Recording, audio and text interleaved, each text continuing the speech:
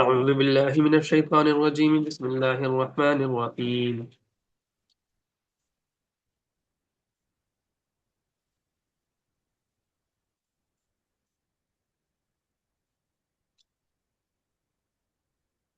يا أيها الذين آمنوا أنفقوا مما رزقناكم من قبل أن يأتي يوم لا بيع فيه ولا خلة ولا شفاعة والكافرون هم الظالمون الله لا إله إلا هو الحي القيوم لا تأخذه سنة ولا نوم له ما في السماوات وما في الأرض من ذا الذي يشفع عنده إلا بإذنه يعلم ما بين أيديهم وما خلفهم ولا يحيطون بشيء من علمه إلا بما شاء وسع كرسيه السماوات والأرض ولا يؤوده حفظهما وهو العلي العظيم صدق الله العظيم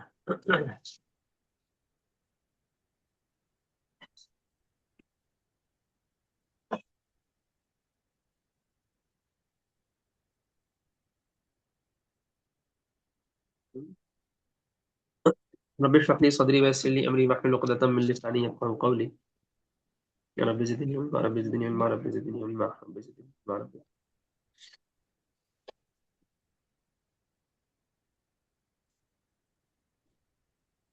اے ایمان والو ہم نے جو رزق تمہیں دیا ہے اس میں سے اس دن کے آنے سے پہلے خرچ کر لو جس میں نہ خرید و فروخت ہوگی نہ دوستی نہ سفارش اور کافر ہی ظالم ہے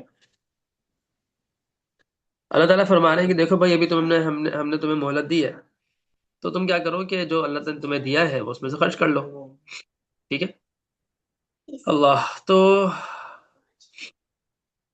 اس میں سے خرچ کرو اور آم، اس دن سے آنے سے پہلے پہلے کہ جب وہ دن آئے تو اس دن تو خرید و فروخت نہیں ہوتی اور وہاں پہ جو ہے وہ دوستی یاری نہیں ہوتی شفاعت سفارش نہیں ہوتی اس دن کے آنے سے پہلے کیا کرو جو ہم نے تمہیں دیا ہے عطا کیا ہے اس میں سے خرچ کر لو اور میں سورہ بقرہ کے شروع میں غالباً بتا چکا ہوں کہ رزقناہم سے مراد صرف پیسے نہیں ہوتے بلکہ اگر آپ کے پاس پیسہ نہیں ہے آپ کی صحت ہے تو آپ اپنی صحت سے فائدہ پہنچائیں آپ کے پاس علم ہے تو علم سے فائدہ پہنچائیں آپ کے پاس اخلاق ہے تو اچھے اخلاق سے پیش آئے اخلاق اچھے بنائیں اخلاق سے فائدہ پہنچائیں یعنی اللہ نے آپ کو جو جو نعمتیں دی ہیں آپ کے پاس مال نہیں ہے تو آپ کے پاس اگر اولاد ہے تو اولاد سے فائدہ پہنچائیں آپ کے پاس اولاد ہے تو اس کے علاوہ پھر جو ہے آپ کے پاس بہن بھائی ہیں تو بہن بھائیوں سے فائدہ پہنچائیں ٹھیک ہے تو کہنے کا مقصد ہے کہ یہ آپ اس طریقے سے کریں ٹھیک ہے اور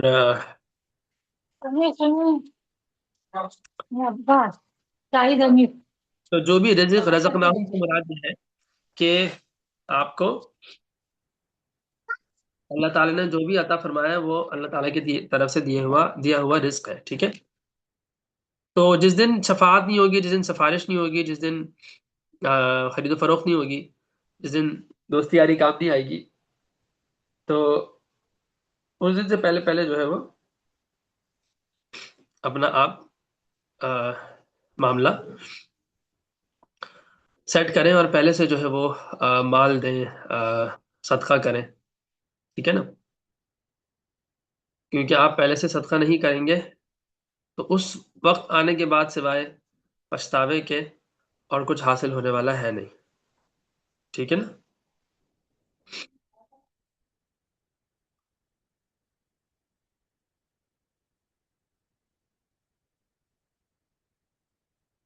اس کے بعد ہے آیت الکرسی آیت الکرسی کو اعظم آیت فی القرآن کہا جاتا ہے قرآن کی سب سے عظیم آیت ہے آیت الکرسی کے مختلف فضائل آئے ہیں کتابوں میں روایات یہاں پہ ہم تھوڑا سا اس کا اللہ لا الہ الا ہو یہ سب بات غور سے سنیں آپ کو انشاءاللہ فائدہ ہوگا کہ دیکھیں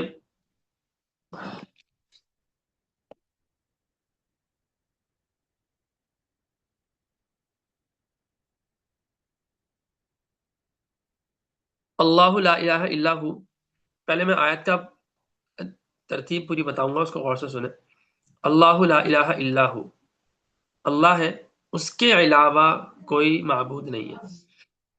الحی القیوم، وہ کیسا ہے، اس کی صفات کیا ہے؟ تو وہ زندگی دینے والا ہے اور قائم رکھنے والا ہے۔ اس دنیا کو زندگی بھی اسی نے دی ہے اور اس دنیا کو قائم بھی اسی نے رکھا ہے۔ یعنی اگر قائم نہیں ہوتا وہ، تو دنیا کو زندگی دینے کے بعد دنیا کو نظام نہیں سنبھالنے والا ہوتا، دنیا دھرم بھرم ہو جاتی۔ ٹھیک ہے۔ لا تأخذہ سنۃ ولا نوم، اس کو چھوتی نہیں ہے، اس کو نہ اونگ چھوتی ہے نہ اس کو نیند چھوتی ہے۔ اچھا، اور اس کی بادشاہت کیسی ہے؟ چلو وہ تو بہت بڑا ہے، زندگی دیتا ہے، قائم رکھتا ہے، بہت بڑی بات ہے، عظمت آ رہی ہے دل میں۔ پھر کیا ہے جی، اس کو تو سوال پیدا ہوتا ہے تو کیا وہ، اس کو تھکتا کب ہے، سوتا کب ہے، آرام کب کرتا ہے؟ تو اللہ تعالیٰ فرما رہے ہیں لا تأخذہ سنۃ ولا نوم۔ اچھا، یہ نہیں فرمایا کہ وہ سوتا نہیں ہے، وہ اونگتا نہیں ہے، بلکہ ہے کہ اونگ اور نیند اس کو آتی، یعنی اس اللہ تک پہنچ ہی نہیں سکتی، اونگ اور نیند اللہ کو آتی نہیں۔ لا تأخذہ سنۃ ولا نوم۔ اچھا، اور اور کیا ہے؟ اور یہ ہے کہ لہو ما فی السماوات و ما فی الارض، جو کچھ آسمان و زمین میں سب صرف اور صرف اسی کا ہے، سب اس کے قبضہ قدرت میں ہے۔ تو کیا اس کے سامنے کسی کی سفارش چل سکتی ہے؟ تو نہیں، پہلے بھی بتا دیا ابھی ایک آیت پہلے کہ اس دن شفاعت لا خلۃ ولا شفاعت، شفاعت نہیں ہوگی۔ یا پھر بتایا جا رہا ہے من ذا الذی یشفع عندہ الا باذنہ، کہ سوائے اس کی اجازت کے کون ہے جو سفارش کر دے، شفاعت کر دے؟ کوئی سفارش اور شفاعت نہیں کر سکتا سوائے اس کی اجازت کے۔ اچھا، تو اور کیا صفت ہے؟ یعلم ما بین ایدیہم وما خلفہم، وہ آپ کے آگے جو کچھ ہے اس کو بھی جانتا ہے، جو پیچھے اس کو بھی جانتا ہے۔ میرے پیچھے اب جیسے یہ کتابیں ہیں، تو اس کے پیچھے کیا ہے مجھے نہیں پتا، اب بالکل ایگزیکٹلی میرے پیچھے کیا ہے وہ مجھے نہیں پتا، مجھے ہٹنا پڑے گا، دیکھنا پڑے گا میرے ایگزیکٹلی پیچھے کیا ہے، تو وہ مجھے نہیں پتا۔ میرے آگے کیا ہے تو ایک لمیٹیشن ہے دیوار کے بعد، مجھے نہیں پتا۔ لیکن اللہ تعالیٰ کو آگے تک کا بھی پتا ہے اور پیچھے تک کا بھی پتا ہے۔ دوسرا مطلب یہ بھی ہے کہ اللہ تعالیٰ کو فیوچر کا بھی پتا ہے، پاسٹ کا بھی پتا ہے، مجھے فیوچر کا نہیں پتا۔ ٹھیک ہے۔ یعلم ما بین ایدیہم وما خلفہم، پیدا ہونے سے پہلے کا مجھے نہیں پتا، اللہ کو میرے پیدا ہونے سے پہلے کا بھی پتا ہے۔ آخرت میرے مرنے کے بعد کیا ہوگا وہ مجھے نہیں پتا، اللہ تعالیٰ کو وہ بھی پتا ہے۔ یعلم ما بین ایدیہم وما خلفہم ولا یحیطون بشیء من علمہ الا بما شاء، اس کے علم کے احاطے سے باہر کوئی چیز نہیں ہے۔ ٹھیک ہے۔ اور اس کا علم کسی کو ملے وہ بھی نہیں مل سکتا، ذرہ برابر بھی کوئی اس کا علم حاصل کرے یہ نہیں ہو سکتا سوائے اس کے الا بما شاء، جو صرف اللہ خود چاہے، یعنی غیب کا علم کسی کو نہیں ہو سکتا سوائے اتنا ہی جتنا اللہ چاہے۔ وسیع کرسیہ السماوات والارض، اس کی جو کرسی ہے اس نے پورے آسمان اور زمین کو گھیرا ہے۔ آپ لوگوں کو یاد ہوگا میں نے بتایا تھا الحمدللہ رب العالمین میں نے ایک ویڈیو دکھائی تھی، اس ویڈیو کو ذرا تصور کریں دوبارہ سے اور سوچیں کہ وسیع کرسیہ السماوات والارض، اس کی کرسی نے سارے آسمانوں کو اور زمین کو گھیرا ہے۔ تو وہ ساری ویڈیو میں جتنی چیزیں تھیں وہ سب اس کی کرسی نے گھیر کے رکھی ہے، تو وہ مطلب کرسی کتنی بڑی ہے اس کی۔ ولا یؤودہ حفظہما، یؤود کہتے ہیں، اچھا بھائی اتنے آسمان اور زمین کو سنبھالنا ہے تو کیا اللہ میں چلو سوتا نہیں ہے، اونگتا نہیں ہے، چلو سمجھ میں آ گیا، کیا تھکتا بھی نہیں ہے؟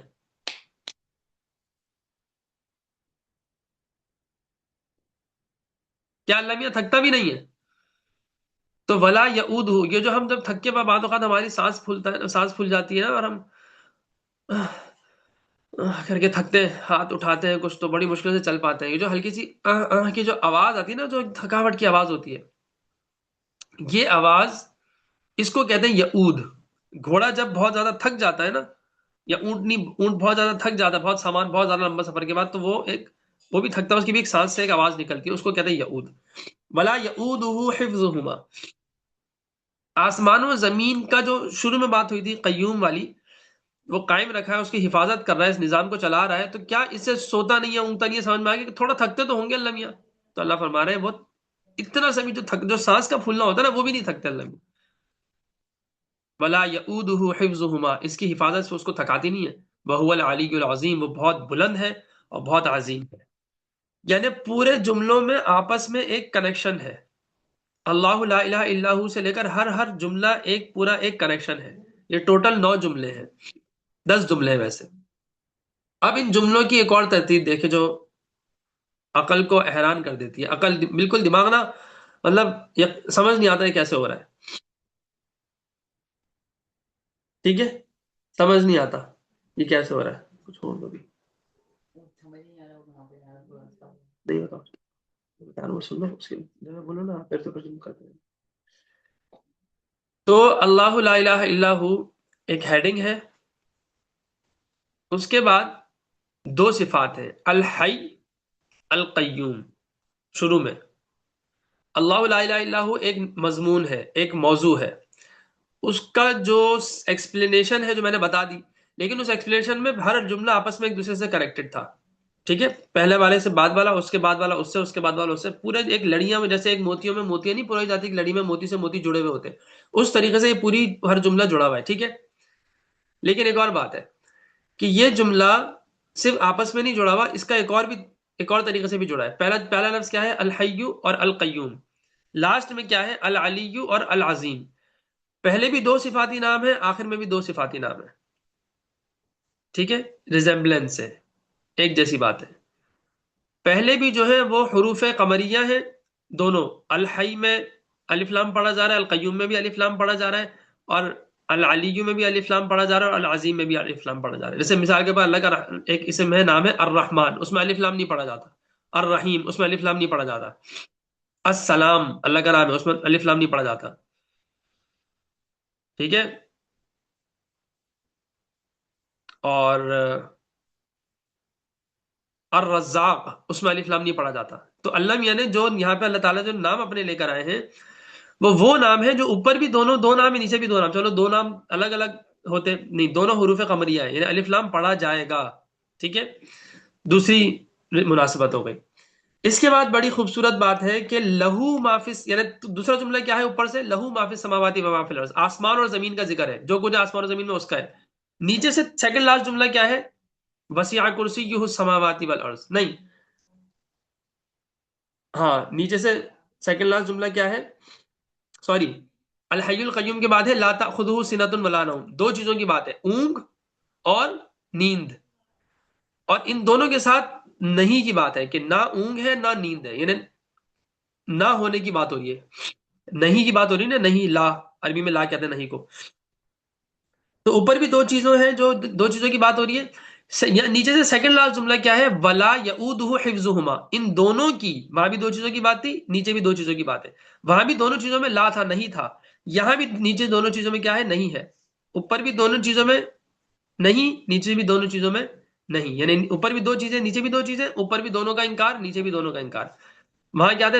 نہ نون نیند ہے نہ اونگ ہے، اور نیچے کیا ہے؟ ان دونوں کی حفاظت سے وہ تھکتا ہے جی نہیں تھکتا. اس کے بعد کیا ہے؟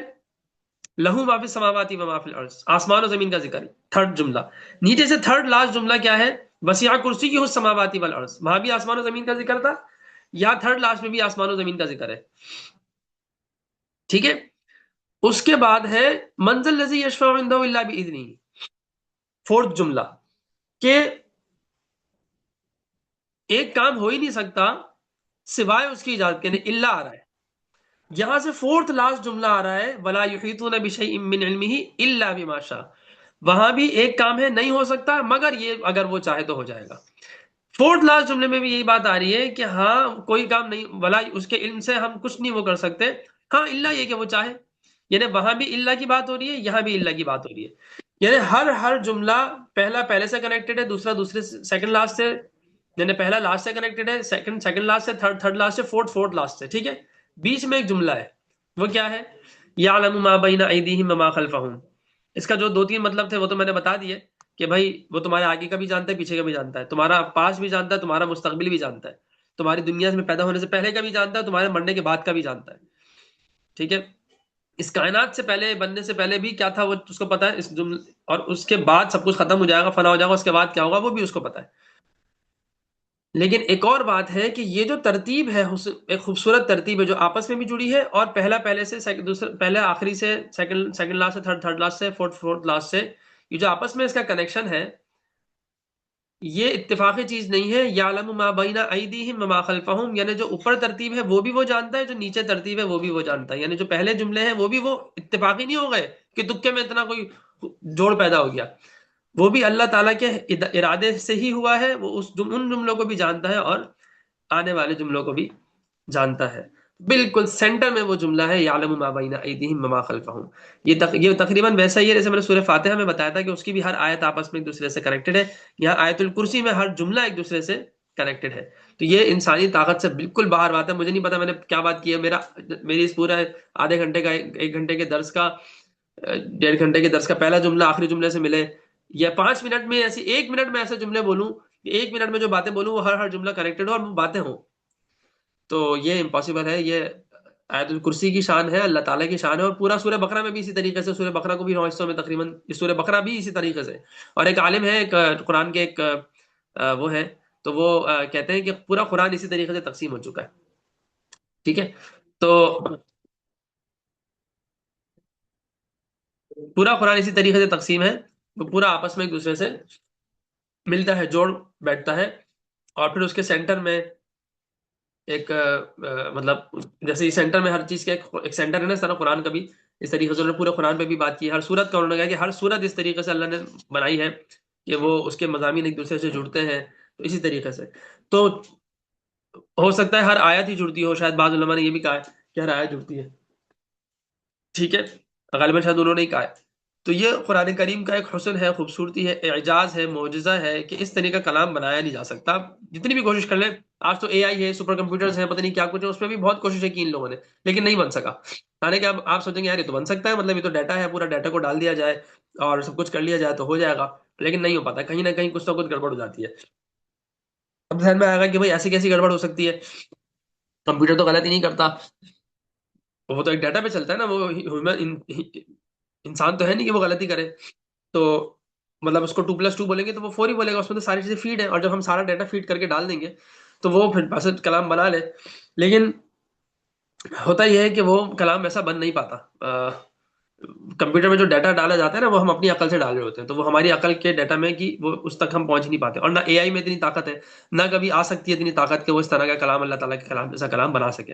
عبداللہ ابن المقفع بہت بڑا عربی ادیب تھا، تو بلکہ اس سے پہلے میں نے شاید امرؤ القیس کی بات بھی سنائی تھی، تو اسی طریقے عبداللہ بن المقفع کا جو میں نے سنایا تھا واقعہ، تو یہ قرآن کریم کا اعجاز ہے، اور اس پر غور کریں جتنا آپ، تو آپ کو اور زیادہ وہ ہوتا ہے۔ اچھا، اس میں ایک بات میں اور بتاؤں، جو میرا اپنا خیال ہے، اس میں غلط صحیح مجھے نہیں پتا، غلط بھی ہو سکتا ہوں، صحیح بھی ہو سکتا ہوں، وہ یہ ہے کہ جو اسم اعظم آتا ہے نا احادیث کے اندر، اسم اعظم کہ فلاں آیات میں اسم اعظم ہے، اسم اعظم پتہ ہے آپ لوگوں کو؟ اسم اعظم ہوتا ہے کہ وہ نام کہ جس سے اللہ کو پکارا جائے تو اللہ میاں لازمی دعا قبول کر لیتے، لازمی دعا سن لیتے، تو مطلب آپ کی دعا قبول ہو جاتی ہے، اسم اعظم سے آپ دعا مانگے قبول ہو جاتی ہے دعا، یہ ایک بات ہے۔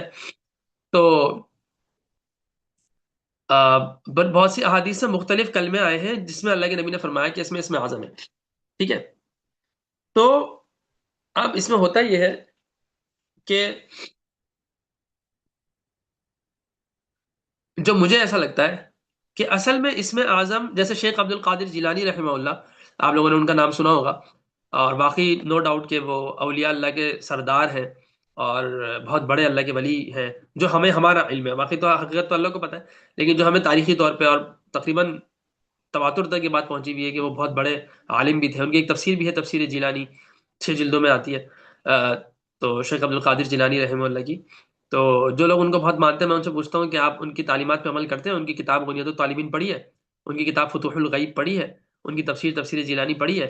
تو نام بھی نہیں سنے ہوتے، بس ان کے معجزات، بلکہ معجزات نہیں، کرامات، معجزات تو نہیں کہنا چاہیے، وہ تو انبیاء کے ہوتے ہیں، ان کی کرامات اور واقعات، اس میں بہت سارے من گھڑت واقعات، زیادہ تر 80-90% شاید، یا شاید 99% من گھڑت واقعات ہی ہوتے ہیں، وہ بڑے یاد ہوتے ہیں، اور بڑی بابا اور یا شیخ عبد القادر جیلانی اور پتہ نہیں کیا کیا بولتے ہیں، سب کچھ بولتے ہیں، لیکن ان کی تعلیمات سے کوسوں دور ہوتے ہیں۔ ان کی کتاب بنیاد الطالبین کا پتہ تک نہیں ہوتا، حالانکہ بڑی اچھی کتابیں پڑھنی چاہیے، فتوح الغیب ان کی کتاب ہے۔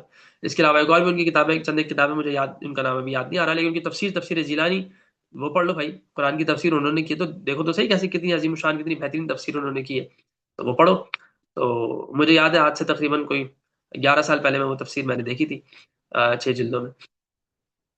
تو شیخ عبد القادر جیلانی رحمہ اللہ تعالی، ان کا انتقال ہوا ہے 571، نہیں، 561 ہجری میں غالباً، 561 میں غالباً ان کا انتقال ہوا ہے۔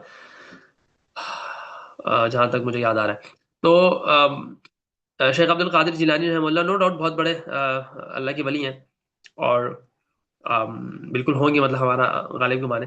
وہ فرماتے ہیں کہ اسم اعظم ان کے بارے ان سے پوچھا گیا اسم اعظم کے بارے میں، تو انہوں نے کہا جو بھی اللہ کا جو بھی نام دل کی گہرائی سے اللہ کو پکارا جائے وہ اسم اعظم ہے.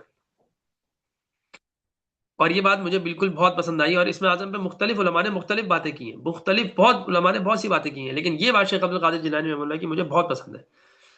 لیکن ایک بات جو مجھے خود میرے دل میں آئی ہے، وہ غلط بھی ہو سکتی ہے صحیح بھی ہو سکتی ہے، اللہ تعالیٰ کی طرف سے اگر صحیح ہے تو وہ یہ ہے کہ اصل میں اسم اعظم خاص نام شاید ہو بھی، ایک خاص نام ہو شاید، لیکن اسم اعظم جو ہے وہ جیسے قرآن کی آیات کے بارے میں یا احادیث میں جو آتا ہے، وہ اصل میں اسم اعظم یہ ہے کہ جو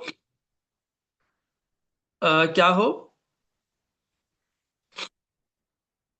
جو یہ قرآن کی اصل ترتیب ہے، جو الفاظ کی اصل ترتیب ہے نا، اصل میں یہ ہے اسم اعظم. یعنی یہ جو ترتیب ہے نا الفاظ کی، اس ترتیب میں کوئی خوبصورتی اور کوئی ایسی بات ہوتی ہے جو اللہ نے چھپا کے رکھی ہے، جو تھوڑا سا غور کر کے سمجھ میں بھی آ جاتی ہے کسی حد تک، اور مزید گہرائی میں شاید وہ کوئی اور بھی خاص باتیں ہوں. جیسے آیت الکرسی میں نے چند باتیں کی ہیں، تو اسی طریقے سے ایک حدیث میں آتا ہے، ایک روایت میں آتا ہے کہ وہ جو آیت ہے نا، قل اللہم مالک الملک تؤتی الملک من تشاء وتنزع الملک ممن تشاء وتعز من تشاء وتذل من تشاء بیدک الخیر انک علی کل شیء قدیر تولج اللیل فی النہار وتولج النہار فی اللیل وتخرج الحی من المیت وتخرج المیت من الحی وترزق من تشاء بغیر حساب. یہ دو آیتوں میں اسم اعظم ہے، حدیث میں آتا ہے، اللہ کے نبی نے فرمایا ہے. غالباً مجھے اس کی روایت کی تحقیق نہیں ہے کہ سند کے لحاظ سے یہ روایت کیسی ہے، لیکن ایک روایت میں نے پڑھی تھی، سند پہ تحقیق کرنے کا مجھے موقع نہیں ملا. تو اب یہ اس میں اللہ کے مختلف نام آئے، مثال کے طور پر ایک تو اللہ آ رہا ہے اللہم، پھر آ رہا ہے مالک الملک آ رہا ہے. تو اس سورہ آل عمران میں ہی آگے جا کے آ جائے گی یہ آیت، ٹھیک ہے. تو اس آیت کے میں اگر اس میں اعظم ہے تو مجھے ایسا لگتا ہے کہ اس کے اندر جو ایک ترتیب ہے نا ان آیات کی، اصل میں اس الفاظ کی، تو اصل میں اس میں ہے اس میں اعظم. جیسے کہ ایک اور آتا ہے کہ اللہ کے نبی نے فرمایا یا اول الاولین ویا آخر الآخرین ویا ذی القوۃ المتین ویا راحم المساکین ویا ارحم الراحمین. یہ بولنے کے بعد جب دعا کرو تو دعا قبول ہو جاتی ہے، اس میں بھی اسم اعظم ہے. تو اب اس میں ایسی کیا بات ہے جو قل اللہم میں ہے؟ دونوں میں کامن بات کیا ہے؟ تو بظاہر کوئی لفظ کوئی نام ایسا نہیں سمجھ میں آ رہا ہوتا، یا اول الاولین یا آخر الاخرین یا ذی القوۃ المتین یا راحم المساکین یا ارحم الراحمین. اس میں کوئی نام ایسا صفتی جو نام جس کو ہم کہتے ہیں، وہ نام ایسا ایک بھی نہیں ہے جو قل اللہم والی بات میں ہو. اس کا مطلب کیا ہے کہ کوئی حسن ترتیب ہے، کوئی بات ایسی ہے. تو میرے دل میں یہ بات آتی ہے واللہ عالم کہ کوئی ایسی ترتیب ہے، کوئی یعنی جو ترتیب الفاظ ہوتی ہے نا جو اللہ کے بتائے ہوئے ہوتے ہیں، اسی میں اس میں اعظم ہوتا ہے بس. یعنی اصل چیز کچھ اس کی جو ترتیب اللہ نے رکھی ہے اس کے اندر اس میں اعظم ہے. ٹھیک ہے، پتہ نہیں میں اپنی بات سمجھا پا رہا ہوں نہیں، کیونکہ جو میرے اندر جو بات میرے جو وہ ہے وہ پتہ نہیں الفاظ میں بہت اچھے سے نہیں شاید کر پا رہا. تو ہاں، آیت نمبر 26 اور 27 سورہ آل عمران کی، قل اللہم مالک الملک. ٹھیک ہے، تو اس میں اللہ تعالیٰ کا کوئی نام کتنا ہے؟ اللہ ہے، مالک الملک ہے، قدیر ہے، اور بس یہ تین نام ہے. ٹھیک ہے. ہاں، اس کے اندر اللہ کے افعال کیا ہے؟ وہ ملک دینا، عزت دینا، ذلت دینا، ملک چھین لینا، ٹھیک ہے، دن کو رات میں داخل کرنا، رات کو دن میں داخل کرنا، مردہ سے زندہ کو نکالنا، زندہ سے مردہ کو نکالنا، اور بے حساب رزق دینا، اور ہر چیز پر قادر ہونا. یہ صفات تو آئی ہیں، لیکن جو صفاتی نام ہے وہ تین ہی ہیں، تو وہ پہلی آیت میں ہی آئے ہیں. ٹھیک ہے. تو نام کے لحاظ سے اس میں کیا ہے اس میں اعظم؟ یا تو قدیر اس میں اعظم ہے، یا اللہ اس میں اعظم ہے، یا مالک الملک اس میں اعظم ہے. ٹھیک ہے نا. اس لحاظ سے مانوی لحاظ سے اور چیزیں بھی نکال لیں تو ٹھیک ہے، وہ صرف ان کا واسطہ دے کر مانگا جا سکتا ہے، لیکن اس میں پھر آپ کو نام خود بنانا پڑے گا، تو وہ تو اس میں آ نہیں رہا. تو اسی لیے جو اللہ نے جو الفاظ بتائے ہیں نا جس ترتیب سے، وہ اسی ترتیب میں ایک ساتھ ایک وقت میں پڑھنے میں ہی اس میں اعظم ہوتا ہے. یہ مجھے سمجھ میں آتا ہے واللہ عالم. اب پتہ نہیں میں اپنی بات بھی کس حد تک سمجھا سکا ہوں، واللہ عالم. ٹھیک ہے، تو آگے چلتے ہیں. تو یہ آیت الکرسی ہے جس کو اعظم آیت فی القرآن کہا جاتا ہے، کہ قرآن کی سب سے عظیم آیت ہے. اسی طریقے سے اطول آیت فی القرآن جو ہماری ابھی آگے آئے گی، آیت نمبر 282 سورہ بقرہ کی، جو سب سے طویل آیت ہے.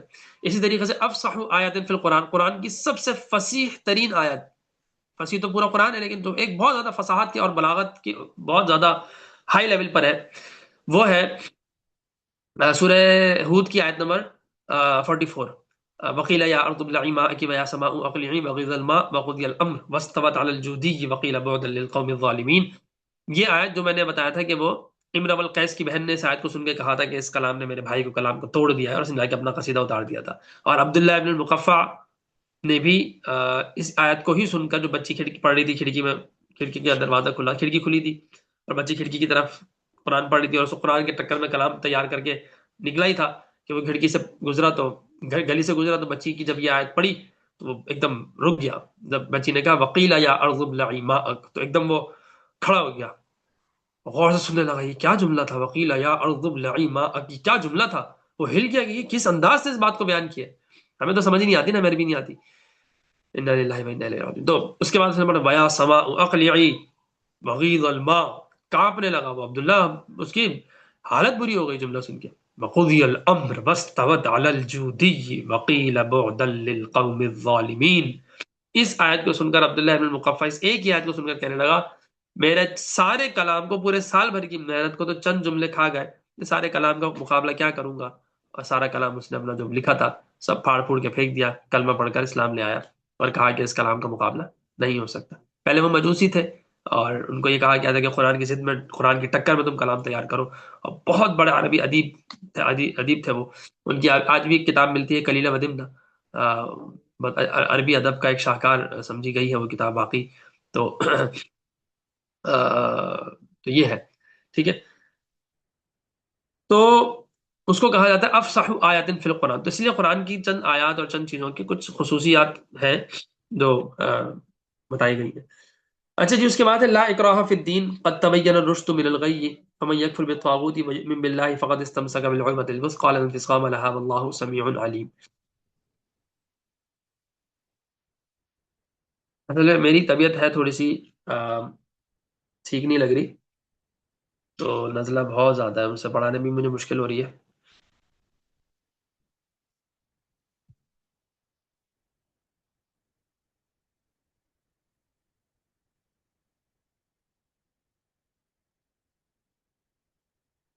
لا اکراہ فی الدین، دین میں زبردستی نہیں ہے.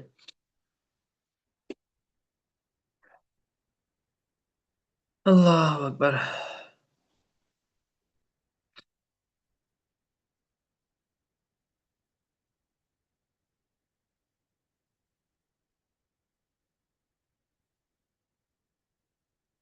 اچھا، آیت الکرسی کے بارے میں نا کچھ ایک دو بات اور بھی میں کہہ دوں تاکہ وہ تو بات پوری ہو جائے، کہ اس آیت کی کچھ فضیلتیں بھی آئی ہیں اور اس کا کچھ ثواب بھی ہے. یعنی ہر آیت کا جو ایک ثواب ہے وہ تو ہوتا ہی ہے، ہر حرف پر 10 نہیں کیا، وہ اس میں بھی ہے. لیکن اس کے علاوہ بھی کچھ خاص خصوصیات اس آیت کو کیا ہے، حاصل ہیں. ٹھیک ہے.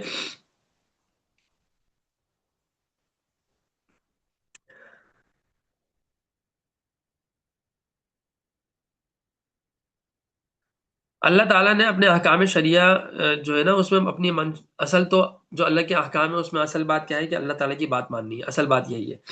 ٹھیک ہے.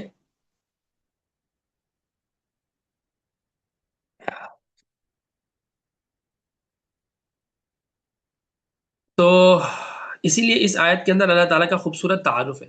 اس میں ایک بات اور بھی ہے، تھوڑا سا اس کو بھی دیکھ لیتے ہیں. اس آیت میں اللہ تعالیٰ نے اپنا تعارف کرا ہے نا، تو اس میں اللہ تعالیٰ کی بات کتنی دفعہ بار بار آئی ہے، اللہ کے نام کے ساتھ یا اللہ کی نام کی ضمیر کے ساتھ. یعنی ضمیر پتہ ہے نا ضمیر کسے کہتے ہیں؟ ضمیر کہتے ہیں جیسے ایک ہوتا ہے ناؤن، ایک ہوتا ہے پروناؤن. جیسے کہ میں کہتا ہوں کہ جی زید، پھر میں زید آیا میرے پاس اور پھر اس نے مجھے سلام کیا اور پھر وہ بیٹھ گیا، تو اس اور وہ یہ زید کے نام نہیں ہے لیکن یہ ضمیر ہے. اس بھی ضمیر ہے جو زید ہی کی بات بتا رہی ہے، زید ہی اس سے مراد ہے، اور وہ بھی سے مراد بھی کیا ہے، زید ہی ہے. تو اس کو کہتے ہیں ضمیر. ٹھیک ہے، ضمیر سنگولر اور جمع میں کہتے ہیں ضمائر. تو اب ہم اس میں دیکھتے ہیں آیت الکرسی میں اللہ تعالیٰ کے نام اور ضمائر کتنی دفعہ آئے ہیں. دیکھیں ذرا، آپ لوگ کے پاس دیکھیں قرآن کھلا ہونا چاہیے. میں ہر کلاس میں مجھے یاد نہیں رہتا بولوں کہ آپ لوگ کے پاس قرآن ہو. آپ لوگ کبھی کبھی مجھے ایسی فیلنگ آتی ہے کہ آپ لوگ بس ویسی جو ہے نا موبائل لے کے بس ویسی سن رہے ہیں. تو اس میں بھی فائدہ تو ہے، ایسا نہیں ہے کہ وہ بے فائدہ ہے، بہت فائدہ ہے اس میں بھی. لیکن اگر قرآن سامنے ہو، آپ ادب سے بیٹھے ہو اور آپ کے سامنے قرآن، اب جیسے میں آپ کو آیتوں کا جوڑ بتا رہا تھا تو آپ کے سامنے ہوں گی تو آپ اس کو میچ کر سکیں گی، آپ کو سمجھ میں آ رہا ہوگا، آپ لوگ میچ کریں گے تو وہ زیادہ اچھا اور دل میں بیٹھے گا، اثر بھی کرے گا. تو اچھا، مجھے ویسے بتائیں کہ یہ جو بات تھی، جو کیونکہ ذرا الگ سی بات ہے، تو اس حوالے سے ذرا آپ لوگ اپنا بتائیں، آپ لوگوں کو کیسا لگا یہ آیت الکرسی کا جو جوڑ ہے آیتوں کا، جملوں کا، وہ بتائیں ذرا باری باری.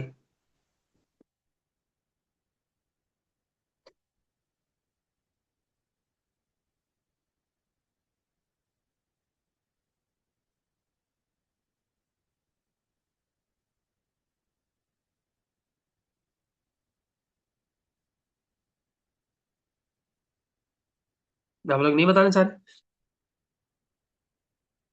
جی سمجھ نہیں آیا، میں صرف سن رہی تھی، قرآن مجید نہیں کھلا ہوا میرے آگے، لیکن نہ مجھے سمجھ نہیں آیا. کیا سمجھ نہیں آیا؟ جو آپ جوڑ سمجھا رہے تھے نا تو وہ میرے سر پہ سے گزر گیا. اچھا، سر پہ سے گزر گیا آپ، کھڑی ہو جائیں پہ. بھائی آپ نا ریکارڈنگ میں لازمی یہ سنیے گا، جن کو بھی سمجھ نہیں آیا نا وہ قرآن کا مصحف سامنے رکھیں. میں ابھی یہی سوچ رہی تھی کہ مجھے یہ ریکارڈنگ میں دوبارہ سننا پڑے گا. ہاں، یہ آپ کو دوبارہ سننا چاہیے، اس سے آپ کو سمجھ میں آئے گا کہ کتنی خوبصورتی کے ساتھ اللہ نے آیت الکرسی میں بات کی ہے. ایک دو باتیں میں اور بتا دیتا ہوں. الحی اور القیوم، یہ جو دو نام ہے نا، اس کو دیکھیں ذرا. الحی، القیوم، نیچے العلی اور العظیم، اوپر بھی سارے نام، دونوں نام الف الف لام پڑھے جائیں گے اور نیچے بھی الف الف لام پڑھے جائیں گے. شارٹ سا دوبارہ میں ریپیٹ نہیں کر رہا بھائی، تو شارٹ سا دوبارہ ریپیٹ، شارٹ سا ہے نہیں نا وہ، اور کتنا شارٹ کروں اس کو میں. تو سن لیں دوبارہ ریکارڈنگ میں، ریکارڈنگ سننا کون سا مسئلہ تھوڑی ہے. میں انشاءاللہ کوشش کروں گا کہ آپ لوگ کو آج رات میں ایک بجے تک، 12 1 بجے تک بھیج دوں. آم، کل بھیج استاد دوں گا. جی، جی. استاد جی اس کے ایک چیز جو اس کو سن کے آتی ہے نا، وہ یہ کہ آپ نے سورہ فاتحہ کا بھی ہمیں ایسے ایک کنیکشن بتایا تھا، اور جی. آیت الکرسی کا بھی یہ ویسے کنیکشن ہے. یہ نا آپ کو اس بات پہ سوچنے میں مجبور کرتی ہے کہ قرآن پاک سے ہم کتنا دور ہیں، اور یہ کتنا اس کو ہم عام زبان میں اردو میں یا انگلش میں بھی بنانا چاہیں تو اس طرح بہت مشکل ہے. تو یہ کتنا خوبصورتی سے، کتنے اعتدال سے اللہ پاک نے، یعنی کائنات ہی ایسے لگتی ہے جیسے کائنات ہی اللہ پاک نے اتنے اعتدال سے بنائی ہے، اسی طرح یہ کلام اترا ہوا ہے. بالکل، اللہ تعالیٰ نے پورے کائنات کو بھی ایک سسٹم کے تحت بنایا نا. اگر اسپیڈ آف لائٹ تھوڑی سی کم زیادہ ہو جائے تو مصیبت ہے. سورج کی اسپیڈ آف ٹریولنگ اگر تھوڑی سی کم یا زیادہ ہو جائے تو مشکل ہے. دنیا کے گھومنے کی جو رفتار ہے، اپنے مدار پہ جو گھوم رہی ہوتی ہے، اس کی اسپیڈ میں کم فرق پڑ جائے تو دن اور رات کی اسپیڈ، ڈیوریشن میں، ٹائم میں فرق پڑ جائے گا، اور وہ بھی کافی پرابلمٹک ہو جائے گا. اور جو وہ سورج کے ارد گرد دنیا چکر لگا رہی ہے، اس کی بھی اپنی ایک اسپیڈ ہے کہ پورا چکر 365 ڈیز بنتا ہے وہ. تو وہ اگر کم زیادہ ہو جائے تو مسئلہ ہو جائے گا. تو اللہ تعالیٰ نے کل شعین عندہ بمقدار، ہر چیز اللہ کے نزدیک ایک مقدار کے تحت ہے. ہمارے جو برین ہے ہمارا، اس میں تقریباً 86 بلین نیورونز ہوتے ہیں، اراؤنڈ 86 ارب نیورون ہوتے ہیں تقریباً. تو وہ بھی ایک مقدار ہے نا. اگر وہ 86 ارب نہیں ہو، آدھے ہو جائے یا ڈبل ہو جائے یا مسئلہ ہو کچھ نہ کچھ، تو مسئلہ ہو جائے گا. ہارٹ بیٹ ہماری ایک 72 تقریباً ہوتی ہے ہماری، 1 منٹ میں ہماری جو دھڑکن ہوتی ہے. تو اگر وہ کم ہو جائے تو مسئلہ ہے ہارٹ کا، زیادہ ہو جائے تو ہارٹ کا ایشو ہے. ٹھیک ہے، بلڈ پریشر ایک لیول ہے، وہ کم ہو جائے تو مسئلہ، زیادہ ہو جائے تو مسئلہ. کولیسٹرول کا مسئلہ، کم ہو جائے تو مسئلہ، زیادہ ہو جائے تو مسئلہ. تو اسی طریقے سے ہمارا جو سننے کی ہماری صلاحیت ہے، وہ ایک، مجھے یاد نہیں آ رہا ایگزیکٹلی کتنا ہوتا ہے، کہ ہم ہارٹس میں وہ کیلکولیٹ ہوتی ہے، ہارٹس میں کیلکولیٹ ہوتی ہے. تو جی. ہرٹز جو ہے وہ ایک لمٹ ہے، اس سے نیچے ہم نہیں سن سکتے، اور ایک لمٹ ہے اس کے اوپر کا اگر ساؤنڈ آگا تو کان پھٹ جائیں گے، کان کے پردے پھٹ جائیں گے، ہم نہیں سن سکتے وہ. تو ہماری کچھ لمٹس ہیں، اس کے درمیان ہی ہم سن سکتے ہیں، نہ اس سے کم پہ سن سکتے ہیں، نہ اس سے زیادہ پہ سن سکتے ہیں. حالانکہ چیونٹی جو ہے وہ ہم سے بہت کم پہ، یعنی کہ وہ جو دور کی بات وہ سن لیتی ہے. بہت سے جانور کیڑے ہوتے ہیں، وہ دور کی سن لیتے ہیں. ہمارے سننے کی صلاحیت ایک لمیٹیشن ہے اس کی، لیکن وہ ایک متعین مقدار میں ہے. تو اللہ نے تو ایک سسٹم، اللہ نے ایک چیز، کل شیء عنده بمقدار ہے، خاص مقدار سے اللہ تعالیٰ نے وہ، کہ بیٹا خدا رخا سے گری ہے نا، آپ کو لگ جائے گی. تو ایک خاص مقدار پہ اللہ تعالیٰ نے رکھا ہے. تو قرآن کریم تو کلام اللہ ہے. یہ تو اللہ اپنی مخلوق میں جب اتنا بیلنس رکھتا ہے، اتنا بیلنس رکھتا ہے مخلوق میں. ہمارے آنکھوں میں 13 کروڑ آئی ریسپٹرز ادھر ہیں، 13 کروڑ آئی ریسپٹرز ادھر ہیں، 26 کروڑ آئی ریسپٹرز ہیں، تو ہم چل رہے ہیں. اور مطلب کتنی ساری چیزیں میں گنواؤں، آپ گنتے رہیں. لنگس کی، آپ سانس لینے کی ایک رفتار ہے، وہ کم زیادہ ہو تو، کم ہو تو مسئلہ، زیادہ ہو تو مسئلہ. تو جب اللہ مخلوق بنانے میں اتنا بیلنس نظام رکھتا ہے، جو ہلکا سا اوپر نیچے ہو تو مسئلہ ہو جاتا ہے، تو یہ کلام تو مخلوق نہیں ہے، اللہ کی اپنی صفت ہے، اللہ کا اپنا کلام ہے، تو یہ کتنا زیادہ بیلنس ہوگا اس کا آپ اندازہ نہیں لگا سکتے۔ اس پہ مختلف علماء نے بیسیوں کتابیں لکھی، خود میرے پاس بھی کئی کتاب اس پہ چند ایک موضوع اس موضوع پہ چند ایک ہے کتابیں، اور مختلف کتابوں میں اس موضوع پہ الگ الگ چیپٹرز میں اس پہ کلام ہے، بات کی گئی ہے مصنفین نے۔ تو یہ ہم لوگ اصل میں غور ہی نہیں کرتے، تدبر نہیں کرتے، فکر نہیں کرتے، اس پہ غور ٹائم بھی نہیں لگاتے، قرآن پہ ٹائم لگانا ہی نہیں ہوتا، زیادہ سے زیادہ ہم یہ دیکھتے ہیں ہاں یار حلال حرام بتا دو، تھوڑا سا بتا دو، تلاوت کر لیں گے بس، اور جو ہے وہ بس تھوڑا بہت ترجمہ پڑھ لیا۔ کبھی قرآن کے ساتھ بھی لو لگائیں، کبھی قرآن کے اندر بھی ڈوبنے کی کوشش کریں، کبھی قرآن کی ایک آیت میں غور و فکر اور اس کی گہرائی میں اترنے کی کوشش کریں۔ علامہ انور شاہ کشمیری رحمہ اللہ، جن کا انتقال ہوا ہے 1352 ہجری میں، تقریباً اب 100 سال ہو جائیں گے، 95 سال ہو گئے، تو وہ بہت بڑے عالم تھے، جو لوگ مجھ سے پڑھتے رہتے ہیں ان کو وہ تفصیل سے ان کے بارے میں بتا بھی چکا ہوں۔ علامہ انور شاہ کشمیری بہت بڑے عالم تھے، لیکن وہ حفظ نہیں کر سکے، اور حافظہ بھی بہت بلا کا تھا، ایک کتاب ایک دفعہ پڑھ لیں تو یاد ہو جاتی تھی، پڑھ کے یاد ہو جاتی تھی، اور اسپیڈ بھی بہت تیز تھی، ایسا نہیں تھا کہ اسپیڈ سلو تھی، اسپیڈ بھی بہت زیادہ تیز تھی پڑھنے کی۔ تو ان کو دیکھ کے نا مصر کے علماء نے کہا تھا کہ ہم نے امام بخاری کے بعد اس طرح کا حافظہ اور اس طرح کا مطالعہ کسی کا نہیں دیکھا، کہ اس طرح کا حافظہ ہو، یہ تو بہت زیادہ ہے۔ تو امام علامہ انور شاہ کشمیری رحمہ اللہ نا، یہ جو مفتی تقی عثمانی صاحب ہے نا، ان کے والد صاحب تو مفتی شفیع صاحب رحمہ اللہ، ان کے استاد ہیں علامہ انور شاہ کشمیری رحمہ اللہ، ان کے بھی استاد ہیں مولانا مناظر حسن گیلانی رحمہ اللہ، ان کے بھی استاد ہیں مولانا حسین احمد مدنی رحمہ اللہ کے ہم سبق ہیں، اور بہت ساری چیزیں خیر ان کی بتاؤں گا تو بات ادھر چلی جائے گی۔ ان سے کسی نے پوچھا کہ حضرت آپ کو تو حافظہ ایسا کہ ایک دفعہ پڑھ لے تو یاد ہو جائے، تو قرآن آپ کا حفظ کیسے نہیں ہو گیا؟ مطلب ایسے نہیں تھا قرآن حفظ نہیں تھا کہ مطلب یہ کہ ان کو قرآن یاد ہی بہت ہی کم یاد، جیسے ہم لوگ سمجھتے ہیں حفظ نہیں ہوا۔ بھائی وہ اتنے بڑے عالم تھے کہ ان کو ہر موضوع پہ ہر آیت کا کیا کیا ہے ان کو سب پتہ ہوتا تھا، لیکن جیسے ایک باقاعدہ الحم سے والناس تک ایک بچہ جیسے پورا حفظ کرتا ہے اس طریقے سے انہوں نے حفظ نہیں کیا تھا۔ تو ان سے کسی نے پوچھا کہ اس کی کیا وجہ ہے، تو انہوں نے کہا کہ اصل میں مسئلہ یہ ہے کہ جب بھی میں حفظ کرنے کی کوشش کرتا ہوں نا، تو ایک آیت سے 1 سے 2 دفعہ پڑھنی پڑتی ہے، یا ایک آیت بھی پڑھتا ہوں ایک دفعہ۔ ہاں کیوں؟ کیا وہ والا لیپ ٹاپ ابھی ضرورت ہے؟ وہ لگا ہوا نہیں ہے نا، اچھا لے جاؤ۔ تو اس میں جو ہے نا، وہ اس میں ان سے کسی نے کہا، انہوں نے کہا کہ میں ایک آیت میں جب پڑھتا ہوں تو میں اس کے اندر اتنا ڈوب جاتا ہوں کہ میں آگے میں پڑھ ہی نہیں پاتا، میرے لیے بڑا مشکل ہوتا ہے کہ میں آگے چلوں، ٹھیک ہے؟ تو میں ہی حفظ نہیں، اس وجہ سے میں حفظ نہیں کر سکا، اس طریقے سے حفظ نہیں کر سکا، تو کیونکہ ان کے پاس علم تھا، اللہ سے تعلق تھا، تو اسی لیے وہ انہوں نے کیا کیا کہ وہ قرآن پہ غور و فکر کرتے تھے۔ ان کی کتاب بھی ہے مشکلات القرآن، قرآن کی بعض چیزیں جو ان کو ذرا اس کے اندر کچھ نہ کچھ علمی طور پہ تھوڑی اس کے اندر ایسی چیز ہوتی ہے جو سالو نہیں ہو پاتی، مسئلہ اس میں کنفیوژن ہو جاتی ہے کچھ کہ یار یہ کیوں ایسا ہے، اور اس کا اگر یہ مطلب ہے تو یہ بات مطلب نہیں بیٹھ رہا، کبھی مطلب نہیں بیٹھ رہا ہوتا، کبھی ایسا ہوتا ہے کہ مطلب تو بیٹھ رہا ہے لیکن دوسری جگہ دوسری بات ہو رہی ہے، تو اس میں کیا مسئلہ ہو رہا ہے، کبھی وہ بھی ہو جاتا ہے، کوئی تیسری بات ہو رہی ہوتی ہے، تو کبھی اس مطلب کے مختلف معانی ہوتے ہیں، تو ہر معانی کا مطلب بٹھانا بھی ایک وہ ہوتا ہے، تو مطلب بہت ساری چیزیں ہوتی ہیں۔ تو اس ایسے موضوع پہ جو قرآن کے ایسے الفاظ جو تھوڑے سے مشکل ہیں، اس کی وضاحت کے لیے علماء نے جب اس پہ کام کیا تو اس کو کہا جاتا ہے مشکلات القرآن۔ اس موضوع پر مختلف علماء کی کتابیں، ان میں سے ایک علامہ انور شاہ کشمیری رحمہ اللہ کی بھی کتاب ہے، اس کتاب کا نام بھی ہے مشکلات القرآن۔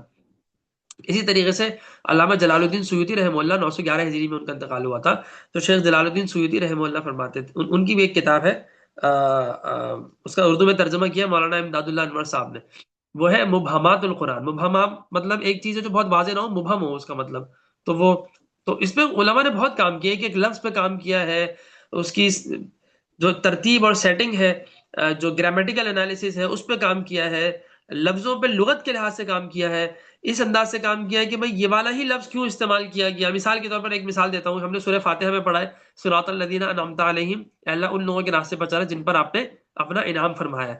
تو سورہ نساء آیت نمبر 69 میں ان لوگوں کے بارے میں اللہ تعالیٰ نے بتایا ہے کہ وہ کون لوگ ہیں، کہ اولئک مع الذین انعم اللہ علیہم من النبیین والصدیقین والشہداء والصالحین۔ تو اس کے آگے کہ بھئی یہ نبی ہے، صدیقین ہے، شہداء ہے، اور کون ہے؟ صالحین ہے۔ اس کے آگے ایک جملہ آتا ہے کہ وَحَسُنَ أُولَٰئِكَ رَفِيقًا، کہ بہت ہی خوبصورت ہے ان کی رفاقت، رفاقت کہتے ہیں ساتھ کو. تو یہاں رفیق کی جگہ اور الفاظ بھی ہو سکتے ہیں. اگر یہی بات بتانی ہے تو وحسن اولئک جلیسا بھی ہو سکتا ہے، وحسن اولئک جوارا بھی ہو سکتا ہے. جلیس کہتے ہیں ساتھ بیٹھنے والے کو، جوار کہتے ہیں پڑوس کو، پڑوسی کو. ابھی 12 لوگ ہو گئے. آپ کہہ دیں جنہوں نے اسٹارٹنگ کی کلاس نہیں لی وہ لے لیں لازمی ریکارڈنگ آج کل. ہاں بھائی جنہوں نے ریکارڈنگ وہ خیر گروپ پہ بعد میں کہہ دیں گے، وہ زیادہ صحیح رہے گا. ابھی 12 لوگ تو آتے جاتے رہیں گے نا. تو وحسن اولئک صدیقہ بھی ہو سکتا ہے، دوست کو کہتے ہیں صدیق. اور وحسن اولئک جلیسا، بیٹھنے والے کو، ساتھ بیٹھنے والے کو جلیس کہتے ہیں. وحسن اولئک جوارا، جوار پڑوسی کو کہتے ہیں. ٹھیک ہے، تو بہت سارے الفاظ ہو سکتے ہیں اور بھی چند ایک ہو سکتے ہیں. لیکن وحسن اولئک رفیقہ کیوں کہا؟ رفیق بھی کہتے ہیں ساتھ رہنے والے کو. رفیق کیوں کہا؟ یہ بات دیگر الفاظ میں بھی آ سکتی تھی. تو اللہ تعالیٰ نے ان کو چھوڑ کر یہ والا لفظ کیوں کیا ہے؟ اس کے پیچھے کیا وجہ ہے؟ اس پہ مختلف علماء، اس پہ علماء نے باتیں کی ہیں، اس پہ غور کیا ہے، تدبر کیا ہے اور اس پہ بھی مطلب نکالا ہے. رفیق کہتے ہیں، رفق کہتے ہیں، مرفقہ کہتے ہیں تکیے کو. کیوں؟ تکیہ نرم ہوتا ہے، اس کو ہم اس پہ ٹیک لگاتے ہیں. تو رفیق کہتے ہیں ایسا ساتھی جس کے اندر نرمی ہو. یعنی رفیق ویسے تو صرف ساتھی کو ہی کہتے ہیں، لیکن رفق کا مطلب ہوتا ہے نرمی. اور ایک حدیث میں بھی آتا ہے، ایک روایت میں آتا ہے، تحقیقی طور پہ تو میں اس کی تحقیق نہیں کر سکا سند کے لحاظ سے کہ صحیح روایت ہے کیا ہے، لیکن رفق کہتے ہیں، حدیث میں ایک آتا ہے، ایک روایت میں آتا ہے کہ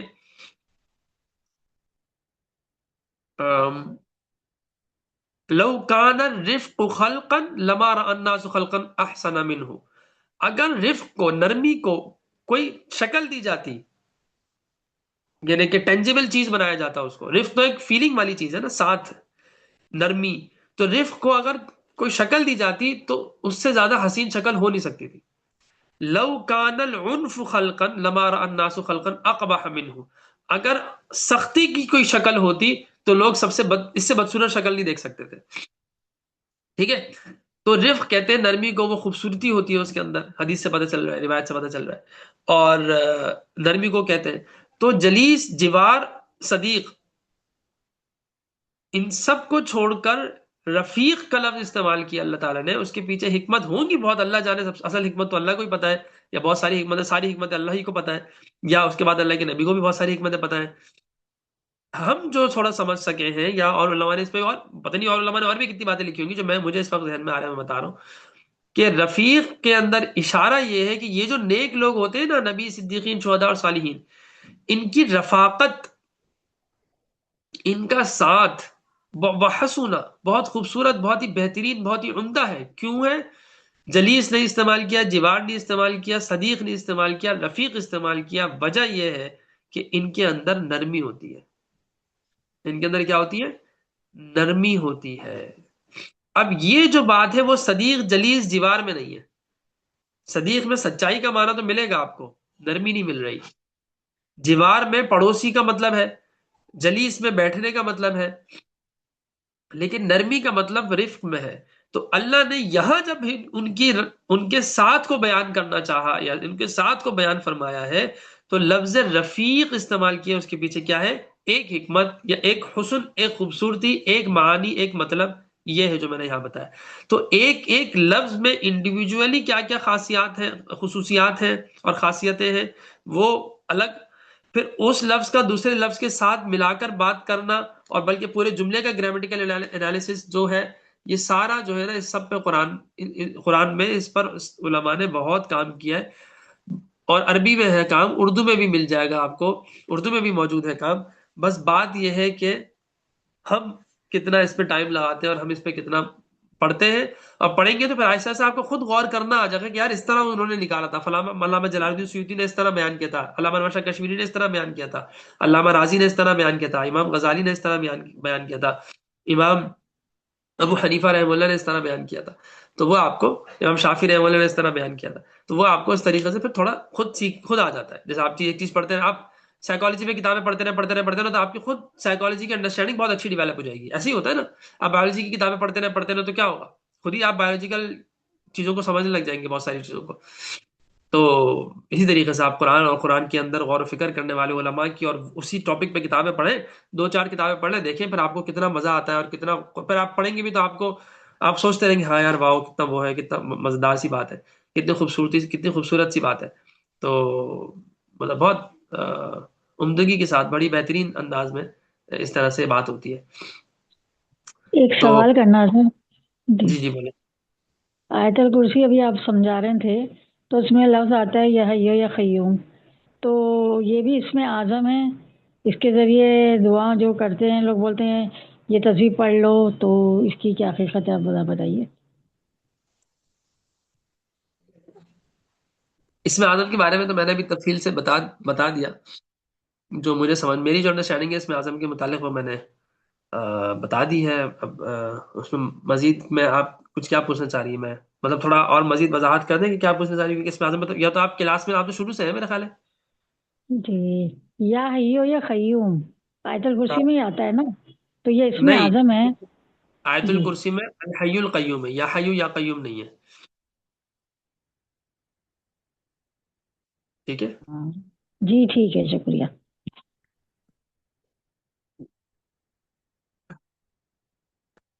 تو میں کیا بات بتا رہا تھا.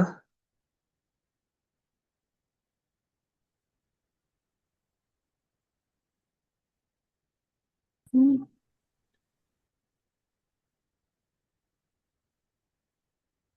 میں ابھی کچھ بات بتا رہا تھا، کیا بتا رہا تھا میں.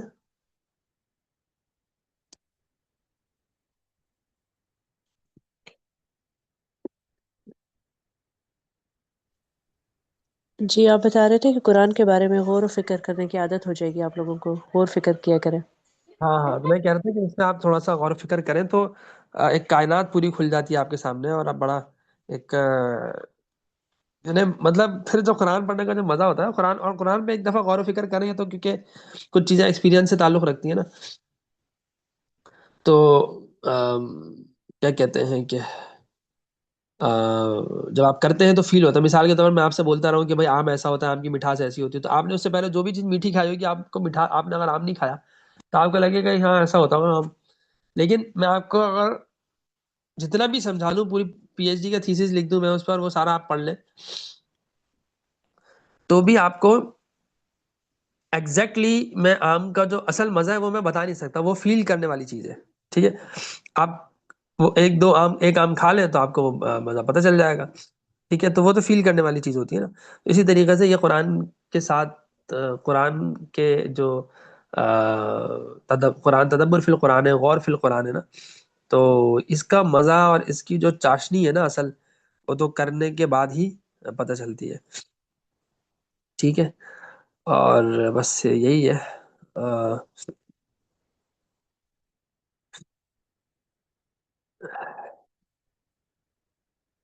اچھا، ایک اور بھی ایک حدیث میں بھی آیا اس میں اعظم کے حوالے سے کہ اللہم انی اسألوک بانی اشہد انک انت اللہ لا الہ الا انت الاحد الصمد الذی لم یلد ولم یولد ولم یکن له کفوا احد. ایک بندے نے ایک صحابی نے اس طرح سے دعا کی تو اللہ کے نبی نے فرمایا اس ذات کی قسم جس کے قبضے میں میری جان ہے، اس بندے نے اللہ سے اس کے اسم اعظم کے وسیلے سے دعا کی ہے، اور جب اس وسیلے سے اس سے مانگا جائے تو وہ دے دیتا ہے، تو وہ قبول کر لیتا ہے. ٹھیک ہے، اسی طریقے سے ایک اور دعا آتی ہے اللہم انی اسألوک بانک لک الحمد لا الہ الا انت المنان بدیع السماوات والارض یا ذا الجلال والاکرام یا حی یا قیوم. تو اس پہ بھی اللہ کے نبی نے فرمایا کہ اللہ تعالی لقد دعا اللہ باسمہ العظیم، اس نے اسم اعظم کے ذریعے، ایک عظیم اسم کے ذریعے اللہ تعالیٰ سے دعا کی ہے. اور جب بھی اس طریقے سے دعا مانگی جاتی ہے تو وہ قبول کی جاتی ہے، اور جس چیز کے بارے میں سوال کیا جاتا ہے اللہ سے تو اللہ تعالیٰ وہ عطا فرما دیتے ہیں. اسی طرح سورہ بقرہ کی جو ہے نا ایک حدیث میں آتا ہے، حضرت اسماء بنت یزید رضی اللہ تعالیٰ نے روایت کرتی ہیں، وہ فرماتی ہیں کہ آپ صلی اللہ علیہ وسلم نے فرمایا تھا کہ اللہ تعالیٰ کا اسم اعظم جو ہے نا 2 آیتوں میں ہے. ایک ہے سورہ بقرہ کی آیت نمبر 163 وَإِلَٰهُكُمْ إِلَٰهٌ وَاحِدٌ لَا إِلَٰهَ إِلَّا هُوَ الرَّحْمَٰنُ الرَّحِيمُ، اور دوسری ہے سورہ آل عمران کی الف لام میم اللہ لا الہ الا هو الحی القیوم. سورہ آل عمران کی پہلی آیت الف لام میم، اور دوسری آیت کا یہ حصہ اللہ لا الہ الا هو الحی القیوم. ٹھیک ہے، صحیح ہے نا. تو یہ اس میں اعظم ہے، احادیث مبارکہ میں آیا ہے.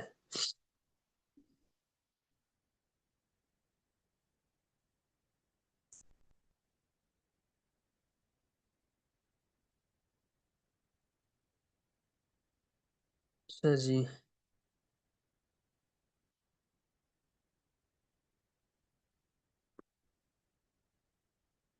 اللہ اکبر. ہاں میں یہ کہہ رہا تھا، ہم اللہ تعالیٰ کا جو نام ہے اس میں ہم دیکھتے ہیں کہ کتنی دفعہ آیا ہے نا، وہ ہم تھوڑا سا دیکھ لیتے ہیں. تو دیکھیں، اللہ لا الہ الا هو الحی القیوم، الحی اور القیوم، اور آخر میں کیا ہے؟ العلی اور العظیم. تو الحی القیوم دونوں میں الف لام ہے پڑھا جائے گا، اور آخر میں کیا ہے؟ العلی العظیم، اس میں بھی الف لام پڑھا جائے گا. ایک تو یہ میں نے بتا دیا نا مناسبت. ایک مناسبت تو ہے کہ اوپر بھی دو نام، آخر میں بھی دو نام. دوسری مناسبت یہ ہے کہ دونوں میں الف لام اوپر بھی پڑھا جا رہا ہے، نیچے بھی دونوں میں الف لام پڑھا جا رہا ہے. تیسری مناسبت یہ ہے کہ الحی القیوم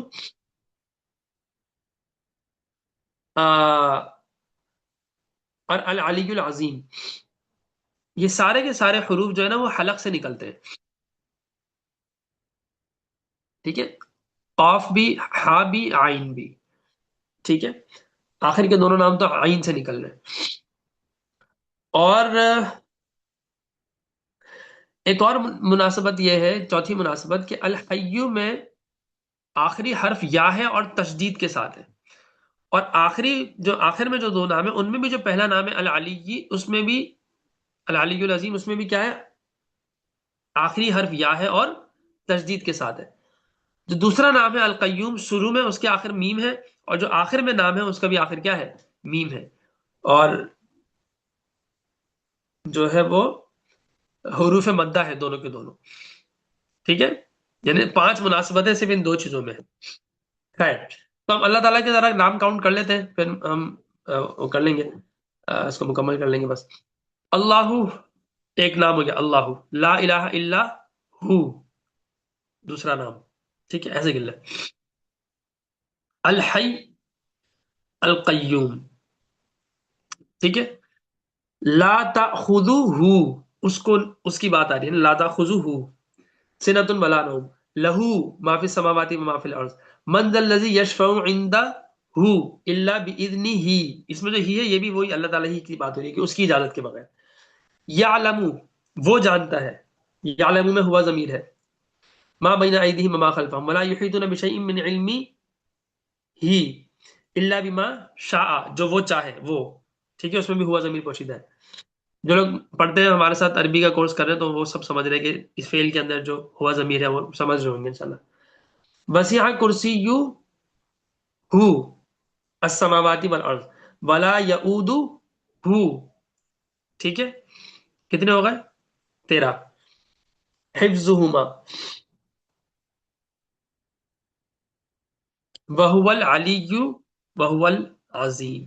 وہو العلی اور العظیم کتنے ہو گئے؟ پورے 15 نام ہو گئے اللہ تعالیٰ کے. ٹھیک ہے، انگلیوں کے جو پورے ہیں وہ بھی پورے 15 ہیں، اور اللہ تعالیٰ کے یہاں پہ جو نام ہیں وہ کیا ہیں؟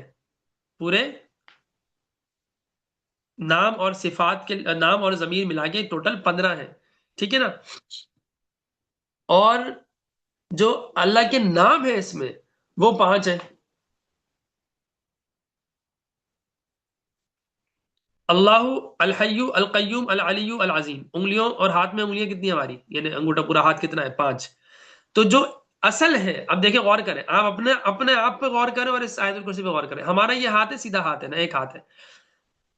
اللہ اصل ذاتی نام، الحی، القیوم، العلی، العظیم صفاتی نام. پورا ہاتھ مکمل ہو گیا. ٹھیک ہے، اور یہ لفظوں میں لکھے ہوئے ہیں تو یہ بالکل واضح ہے. اور اگر آپ اس کی ڈیپتھ میں جائیں، یعنی جو پوری آیت الکرسی کی تھوڑی ڈیپتھ میں جائیں اور اس کے اندر جو ضمیریں ہیں جو اللہ کی طرف نشاندہی کر رہی ہیں ان پہ جائیں تو وہ ٹوٹل 15 بن رہے ہیں. ان ناموں کو اور ان سب کو ملا کے کتنے بن رہے ہیں؟ تو ہماری پورے سب جب ہوتی ہیں تو پوری پوری انگلیاں مل کے ہی ہوتی ہیں نا، تو وہ سب ملا کے کتنی ہوتی ہیں؟ 15 ہوتی ہیں. ٹھیک ہے، اچھا ایک تو یہ بات ہو گئی. ایک بات اور، الحی اور القیوم میں ہوا ضمیر پوشیدہ ہے. ٹھیک ہے، چونکہ یہاں پہ اصل میں صفات اللہ ہی کا صفاتی نام ہے اس لیے اس کو نہیں نکالا، نہیں وہ کیا کاؤنٹنگ میں. لیکن اگر اس کو کاؤنٹ کریں تو 4 صفاتی ناموں میں 4 ضمیریں اور نکل آئیں گی. ٹھیک ہے. تو جو 4 ضمیریں اور نکل کے آ رہی ہیں یہ کتنی ہو جائیں گی؟ 15 اور 4 19 ہو جائیں گی. ٹھیک ہے. اب یہ جو 19 کا عدد ہے، آپ میں سے شاید کسی کو پتا بھی ہوگا بعضوں کو، کہ قرآن کریم میں 19 کی کاؤنٹنگ بڑی عجیب طریقے سے اللہ نے رکھی ہے. اب کیوں رکھی ہے وہ اللہ جانے. بسم اللہ الرحمن الرحیم کے حروف کی تعداد 19 ہے.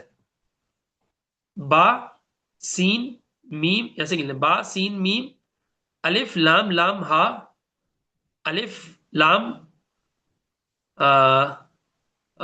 را، ہا، میم، نون،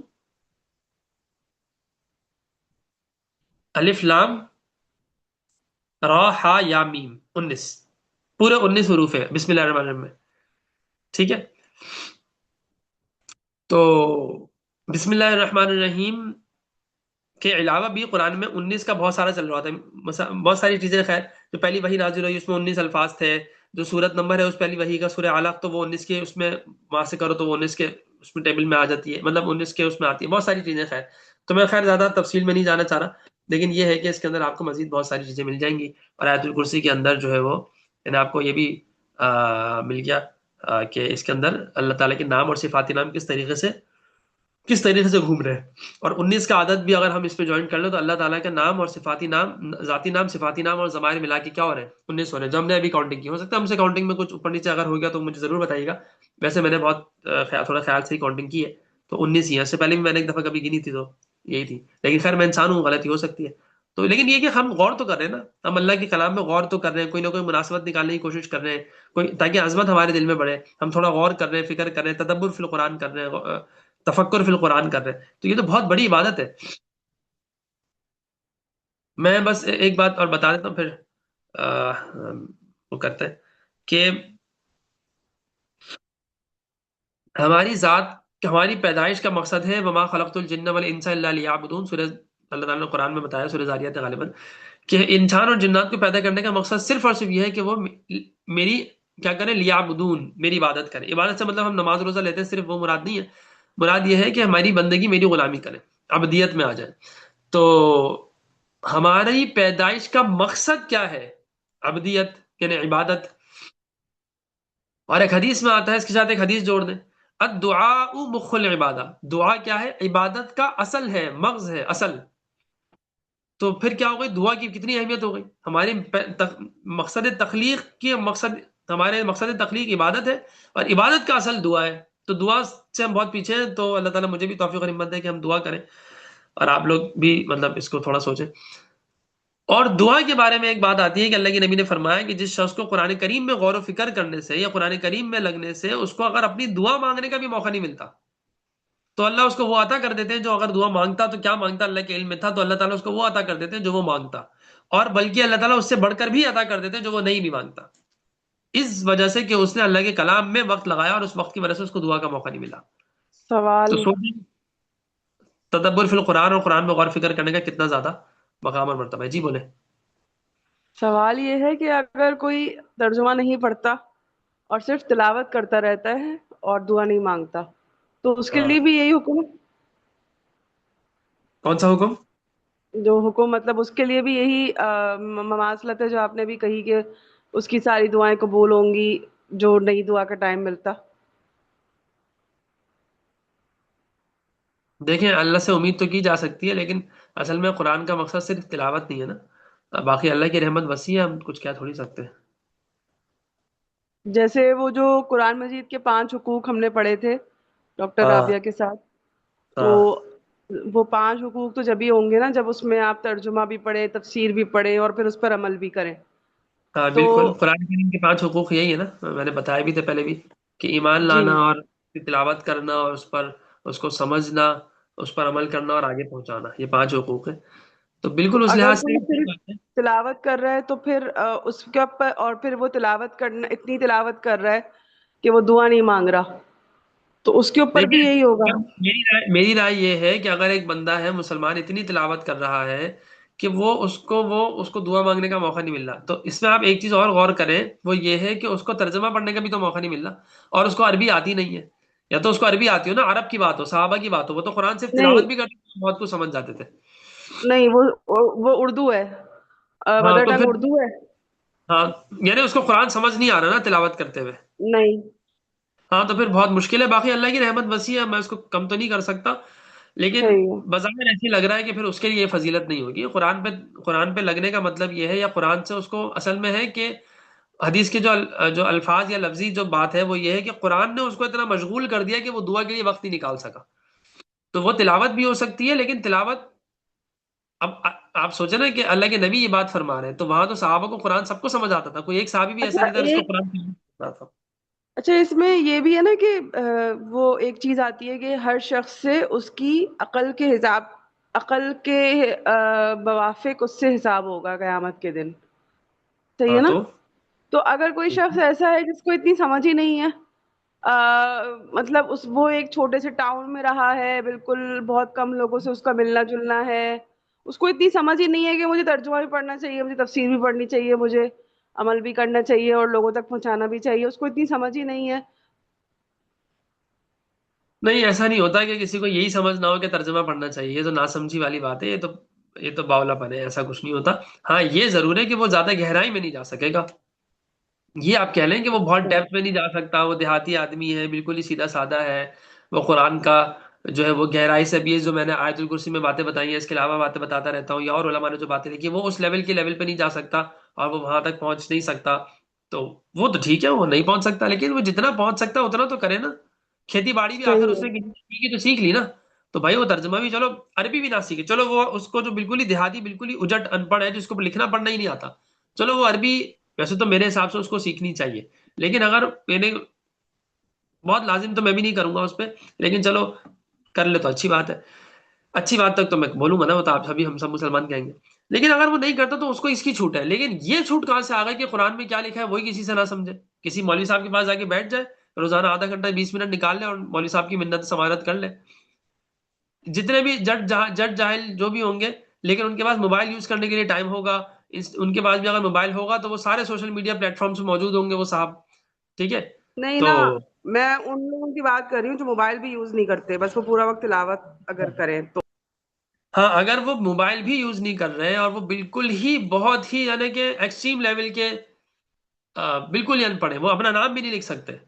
ایسے بھی لوگ ہوتے ہیں نا، اپنا نام بھی نہیں لکھ سکتے، ان کو بالکل ہی نہیں آتا، اور وہ ترجمہ بھی نہیں پڑھ سکتے. تو ترجمہ سمجھ تو کسی سے جا کے سن تو سکتے ہیں، مسجد کے مولوی صاحب ان کے پاس موجود ہیں، ان سے سن سکتے ہیں.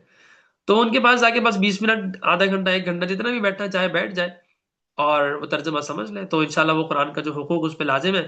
تو ترجمے والا، سمجھنے والا، اور پھر عمل بھی کرے.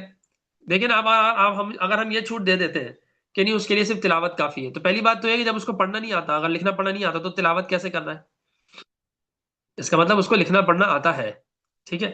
جب اس کو لکھنا پڑھنا آتا ہے تو وہ پھر اردو بھی پڑھ سکتا ہے، تو ترجمہ پڑھے، تفسیر پڑھے. اب تفسیر عثمانی چھوٹی سی تفسیر ہے، آسان ترجمہ قرآن مفتی تقی عثمانی صاحب کا بہت ہی مختصر ہے، بہت چھوٹا ہے، بہت آسان ہے. ابھی تک اس سے آسان تو مجھے نہیں ملا، ہوگا تو ہوگا. مولانا خالد سیف اللہ رحمانی صاحب انڈیا کے عالم، انہوں نے بھی بہت اچھا لکھا ہے، بہت آسان لکھا ہے. لیکن خیر، تو کوئی بھی پڑھ لے جو سمجھ میں آ رہا ہے، جو آسان لگتا ہے. تو یہ صرف سستی ہے، بہانے ہے، اور کچھ نہیں ہے. جو تلاوت کر سکتا ہے وہ سب کر سکتا ہے پھر.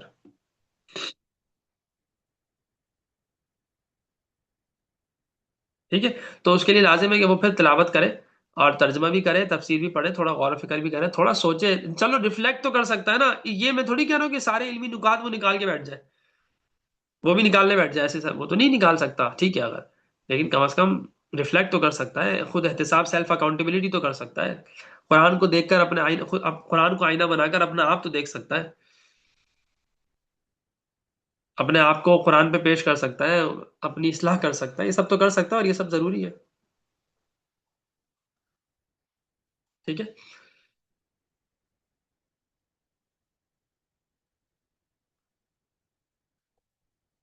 ٹھیک ہے جی. اچھا جی، باقی یہ کہ ابھی ہم یہاں پہ اس کو روک دیتے ہیں، آیت الکرسی پر ہی فی الحال میں اس کو روک رہا ہوں. آیت نمبر 255 میں، کل سے آیت نمبر 256 سے پڑھیں گے. چند ایک باتیں شب برات کے حوالے سے میں کہہ دیتا ہوں، کر دیتا ہوں، کہ کیونکہ آج ہے اللہ کے حکم سے. تو بھائی دیکھیں، اصل میں جو زیادہ بات نہیں کر سکتا، بس چند ایک باتیں یہ ہیں کہ اس رات کی فضیلت بعض احادیث میں آئی ہے. بعض لوگ کہتے ہیں کہ اس رات میں خاص عبادات ہیں. اس کا کوئی ثبوت نہیں ہے. کوئی خاص عبادت اس رات کی نہیں ہے، کوئی بھی خاص عبادت اس رات کی نہیں ہے، ثابت نہیں ہے. یہ اپنی طرف سے بنائی ہوئی چیزیں ہیں، جو بھی کہہ لیں بس یہ ثابت نہیں ہے. ٹھیک ہے، آپ صلی اللہ علیہ وسلم نے کوئی خاص عمل اس رات کو کیا ہو، کوئی خاص عبادت اس رات کو کی ہو، خاص طریقے سے نفل پڑھے ہو، خاص صورتیں اس میں پڑھی ہو، ایسا کچھ نہیں ہے. جتنی پوسٹیں، جتنی چیزیں، جتنے وظائف، جتنے عملیات اس حوالے سے آتے ہیں وہ سب کے سب اپنی طرف سے غیر ثابت ہے، کوئی بھی روایت ثابت نہیں ہے. ٹھیک ہے، بات سمجھ آ گئی یہاں تک؟ کوئی عبادات اس حوالے سے اس رات کی کوئی خاص عبادت ثابت نہیں ہے. بعض لوگ کہتے ہیں کہ جی اس رات کی فضیلت بھی ثابت نہیں ہے، یعنی جیسے عام راتیں ویسی یہ راتیں، یہ بھی ایک انتہا ہے. ایسا بھی نہیں ہے، اس رات کی کچھ نہ کچھ فضیلت بہرحال احادیث سے ثابت ہے. وہ الگ بات ہے کہ وہ حدیث سندن ضعیف ہے یا وہ حدیث سندن کمزور ضرور ہے، لیکن بہرحال فضائل ہیں اور اس میں ضعیف حدیث چل جاتی ہے. ضعیف حدیث کا مطلب یہ نہیں ہوتا کہ وہ حدیث غلط ہے، بلکہ مطلب یہ ہوتا ہے کہ اس میں کوئی ایک آدھ راوی ایسے آئے ہیں، حدیث کو روایت کرنے والے کوئی ایک آدھ صاحب ایسے آئے ہیں جو اس لیول کے حافظے والے نہیں تھے، یا اس لیول کا مطلب کوئی ایک صفت ان کی ہلکی پھلکی کم ہوگی تو اس کو ضعیف کہہ دیتے ہیں. پھر ضعیف کے درجات ہوتے ہیں. ضعیف ایک ہوتا ہے بہت شدید ضعف، ایک ہوتا ہے بس ضعیف ہے، ایک ہوتا ہے بہت خفیف سا ہلکا سا ضعف ہے. تو وہ درجات پھر الگ ہوتے ہیں. جو شدید ترین ضعیف ہوتی ہے، بہت شدید ضعیف، جس کے اندر شدت بہت جس کے ضعیف ہونا بہت زیادہ ہوتا ہے، تو اس کو تو بیان بھی کرنا ویسے بغیر اس کی بتائے بغیر بیان کرنا بھی ٹھیک نہیں ہے. لیکن جو عام طور پہ جو نارمل ضعیف روایات ہوتی ہیں جس میں ہلکا پھلکا ضعف ہوتا ہے، تو وہ ان روایات سے فضائل جو ہے وہ ثابت ہو جاتے ہیں. ایک بات. دوسری بات یہ ہے کہ مطلب اس سے اتنا پتہ چل گیا کہ کچھ نہ کچھ اس رات کی کچھ دیگر راتوں سے کچھ اہمیت تو ہے. ٹھیک ہے، اتنا بس پتہ چل رہا ہے. اور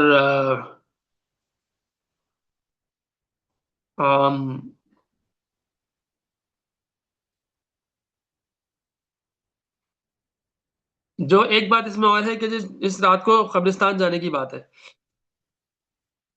تو بھائی اس رات کو قبرستان جانے کی جو روایت ہے وہ بھی ضعیف ہے. ٹھیک ہے، وہ بھی ضعیف ہے. ہاں البتہ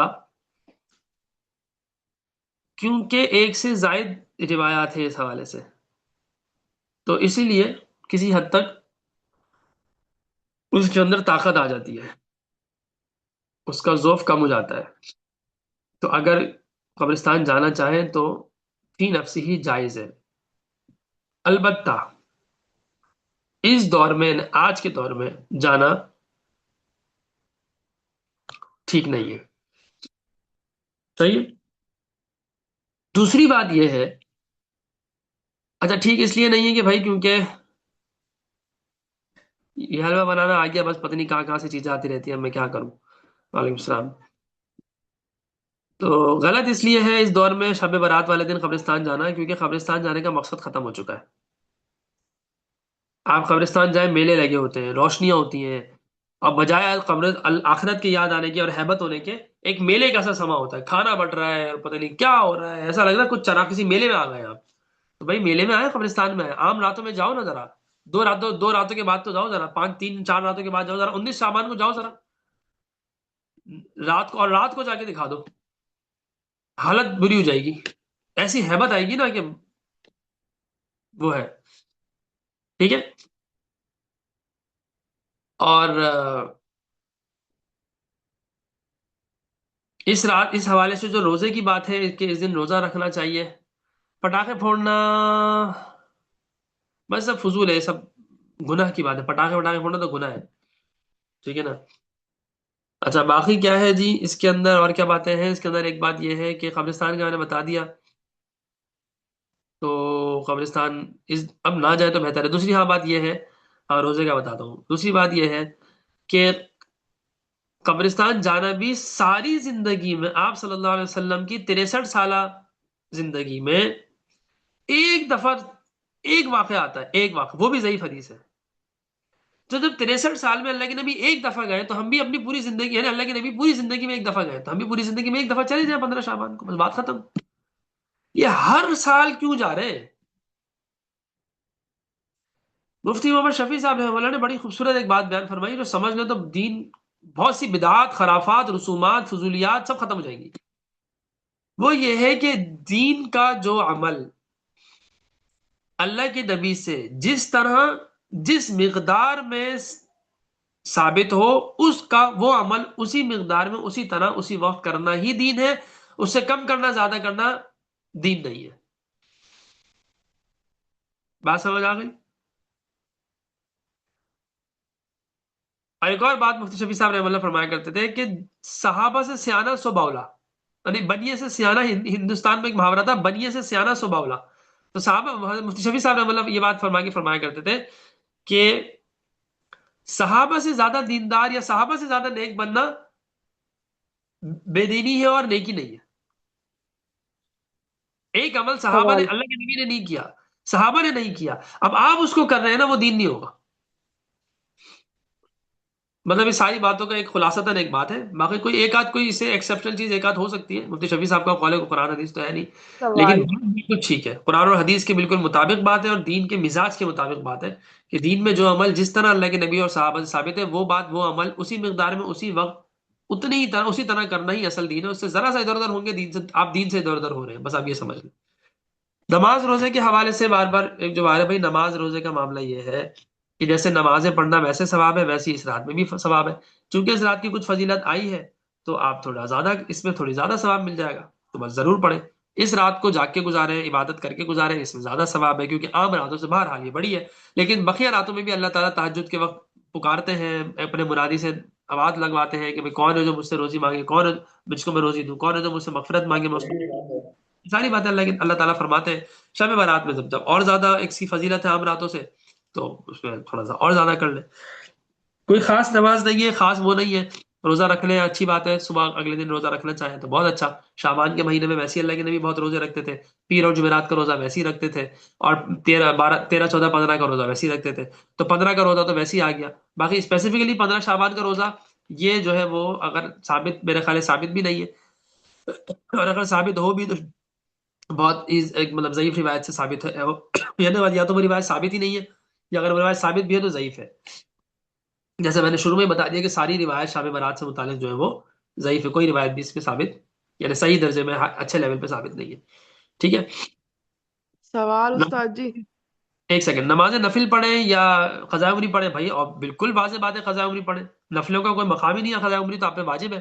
مطلب نفلوں کا کوئی مقام ہی نہیں ہے قضاء عمری کے مقابلے میں یا آپ کی فرض نماز کے مقابلے میں. بھائی فرض نماز آپ کے ذمہ سر پہ لگی ہوئی ہے. اس کی مثال ایسی ہے کہ آپ جو ہے نا مجھ سے جو ہے وہ 1000 روپے لے لیں، 1 لاکھ روپے لے لیں، اور مجھے جو ہے نا روز ہر دن جو ہے نا وہ کوئی نہ کوئی گفٹ دیتے جا رہے ہیں. کبھی 1000 روپے کا گفٹ دے رہی ہے، کبھی 2000 کا دے رہی ہے، اور ڈیلی دیے جا رہی ہے، ہر دن دے رہے تو آپ نے 2 لاکھ روپے مجھ پہ خرچ کر دیے. تو میں آپ سے بولوں گا بھائی مجھے میرے 1 لاکھ روپے جو دیے تھے وہ دے دینا. ابھی کیا روزانہ جو ہے وہ پھول اور جو وہ مٹھائیاں لے کے آ رہی ہیں، اور وہ آپ لوگ کیا لے کے آ رہی ہیں. آپ نے میرے جو اماؤنٹ لیا ہے وہ 1 سے 2 دفعہ، 4 سے 6 8 دفعہ تو میں شاید لے لوں گا، لیکن پھر اس کے بعد منع کر دوں گا. بلکہ میں تو شاید پہلی دفعہ ہی منع کر دوں گا. اس کی وجہ ہے کہ ایک حدیث مجھے یاد ہے آج سے تقریباً 13 14 سال پہلے میں نے پڑھی تھی کہ جس نے آپ سے قرضہ لیا ہو نا اس سے ہدیہ لینا کو آپ علیہ السلام نے منع کیا ہے. یعنی آپ نے کسی کو قرضہ دیا، وہ آپ کو ہدیہ دے رہا تھا، آپ اس کو اس سے معذرت کر لیں کہ یار تم یہ کیوں، کیونکہ بھائی ہدیہ تم دین کا مزاج سمجھایا جا رہا ہے کہ بھائی تم پہ جو میرا واجب ہے وہ تم دے نہیں رہے اور گفٹ دیے جا رہے ہو مجھے. یہ ایک دفعہ بھی دے رہے ہو تو گفٹ کیوں دے رہے ہو؟ یہی تم اگر تم نے 1 لاکھ روپے لیے تھے، یہ تم نے گفٹ اگر 4000 کا 5000 کا لیا ہے تو 5000 مجھے نقد کیش دے دیتے کہ دیکھیں میں نے آپ کو جو 1 لاکھ لیا تھا ان میں سے 5000 میں آپ کو ادا کر رہا ہوں، بقیہ 95 میں ادا کر دوں گا. تو ہمیں کیونکہ جو اصل دین ہے نا واجبات کا، اس کی اہمیت شیطان پیچھے کرتا رہتا ہے، اس کو پس پش ڈالتا رہتا ہے، نفلوں کے پردے میں چھپاتا ہے اس کو، مستحبات کے پردوں میں چھپاتا ہے اس کو. جو بظاہر دیکھنے میں نفل بہت اچھا لگتا ہے، مستحبات بہت اچھا لگتا ہے، ان کے پردوں میں آپ کے فرائض کو چھپا دے گا، اور اس طرح فرائض آپ کے رہ جائیں گے. وہی والی بات ہے کہ فرائض پھٹے پڑے اور نفلوں کی فکر ہے. تو خیر پھٹے پڑے یا تو فرائض ہے ہی نہیں، ادا ہی نہیں ہوئے، تو پہلے فرائض ادا کریں گے بھائی، قضاء عمری پڑھیں گے. اس رات کو اپنی قضاء عمریاں پڑھیں، تجوید ٹھیک کریں، تجوید ٹھیک کریں، تجوید ٹھیک کریں، تجوید ٹھیک کریں، خدا را تجوید ٹھیک کریں. میں بدگمانی نہیں لیکن قرائن سے کہہ رہا ہوں، اور جو میرا ایکسپیرینس ہے اتنے سالوں سے میں اس دین کے معاملات میں، مطلب 3 سال کا تھا جب سے مدرسے میں ہوں، بیچ میں تھوڑا بہت آپ نکالنا چاہیں تو نکال لیں. 30 سال سے تقریباً 27 28 سال میرا مدارس کا تعلق ہے، 25 سال کا تو ہے ہی ہے. تو بھائی خدا، میں مدارس کے لیول پہ رہ کے مجھے پتا ہے کہ کتنے لوگوں کی تجوید کیا ہوتی ہے. تو چھوڑ دینا پھر، مطلب جو لوگوں نے مدارس میں اتنا ٹائم نہیں نکالا تو ان کا کیا حال ہوگا. تو آپ لوگ کا امید کرتا ہوں اچھا ہی ہوگا، لیکن خدا را اگر آپ لوگ کی تجویزیں ٹھیک نہیں ہے کسی بھی اچھے ایکسپرٹ سے تجوید چیک کرائیں. ٹھیک ہے.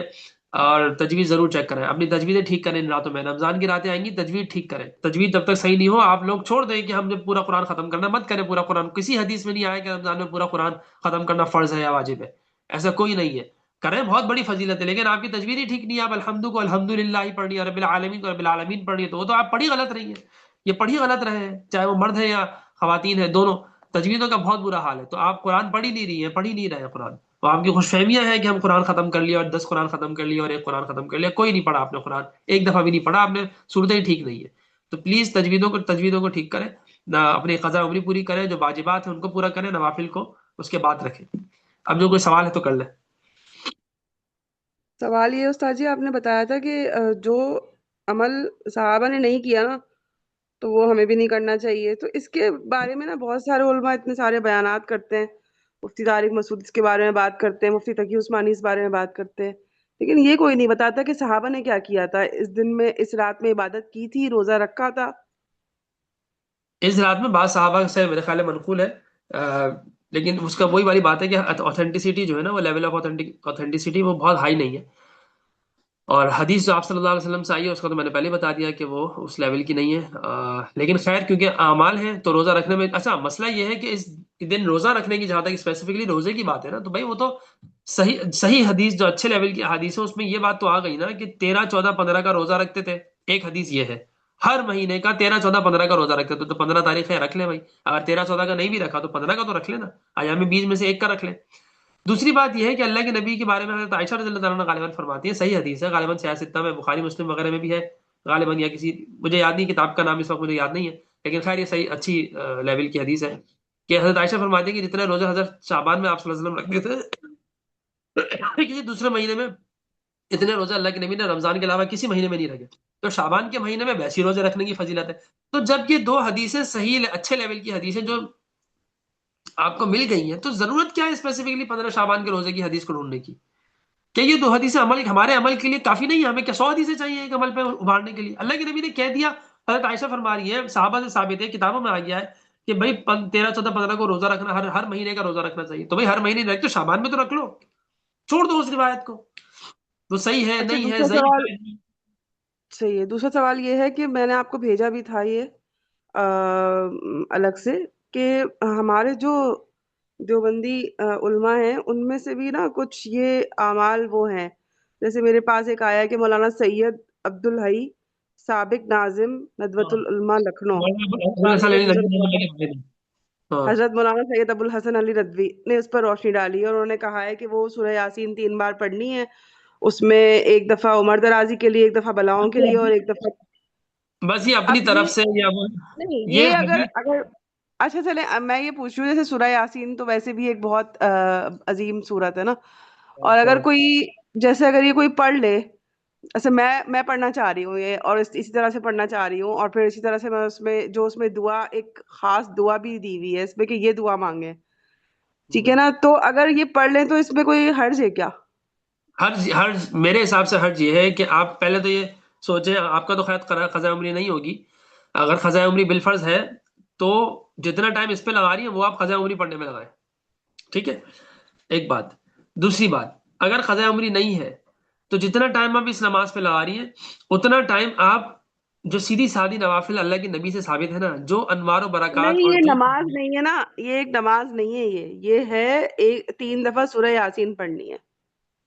ہاں تو پڑھ لیں، اگر نماز نہیں ہے اور صرف ویسی تلاوت کرنی ہے تو کر لیں 3 دفعہ کیا یعنی کہ یہ سورہ یاسین یہ اس طرح سے پڑھنی ہے کہ ہر سورہ یاسین پڑھ کے نا ہر دفعہ ایک دفعہ یہ دعا مانگنی ہے، اور ہر دفعہ یہ سورہ یاسین ہر مرتبہ، ایک مرتبہ عمر درازی کے لیے، ایک مرتبہ بلاؤں کے لیے، اور ایک مرتبہ کسی کا محتاج نہ ہونے کے لیے، اور ٹھیک پھر ہے ایک خاص دعا بظاہر ہے، جی۔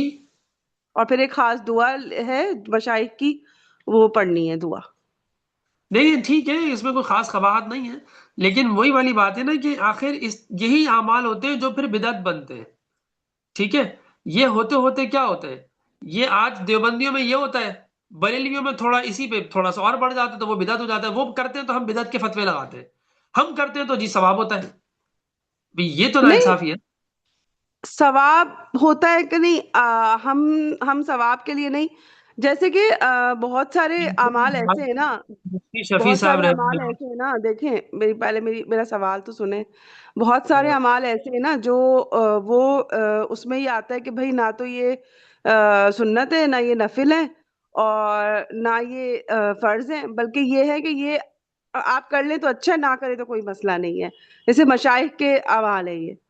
تو اس میں اگر میں یہ کوئی ایسا عمل جو مشائخ سے ثابت ہو، جو کسی ہاں بڑے عالم نے یا کسی بزرگ نے کیا ہو، اور ہاں اس کو ان کو اس عمل سے ان کو فائدہ ہوتا ہو، اور انہوں نے کہا ہے کہ بھئی آپ لوگ بھی کر لیں، میں اجازت دے رہا ہوں، آپ لوگ بھی کر لیں، تو اس ہاں، میں کوئی حرج تو نہیں ہے نا؟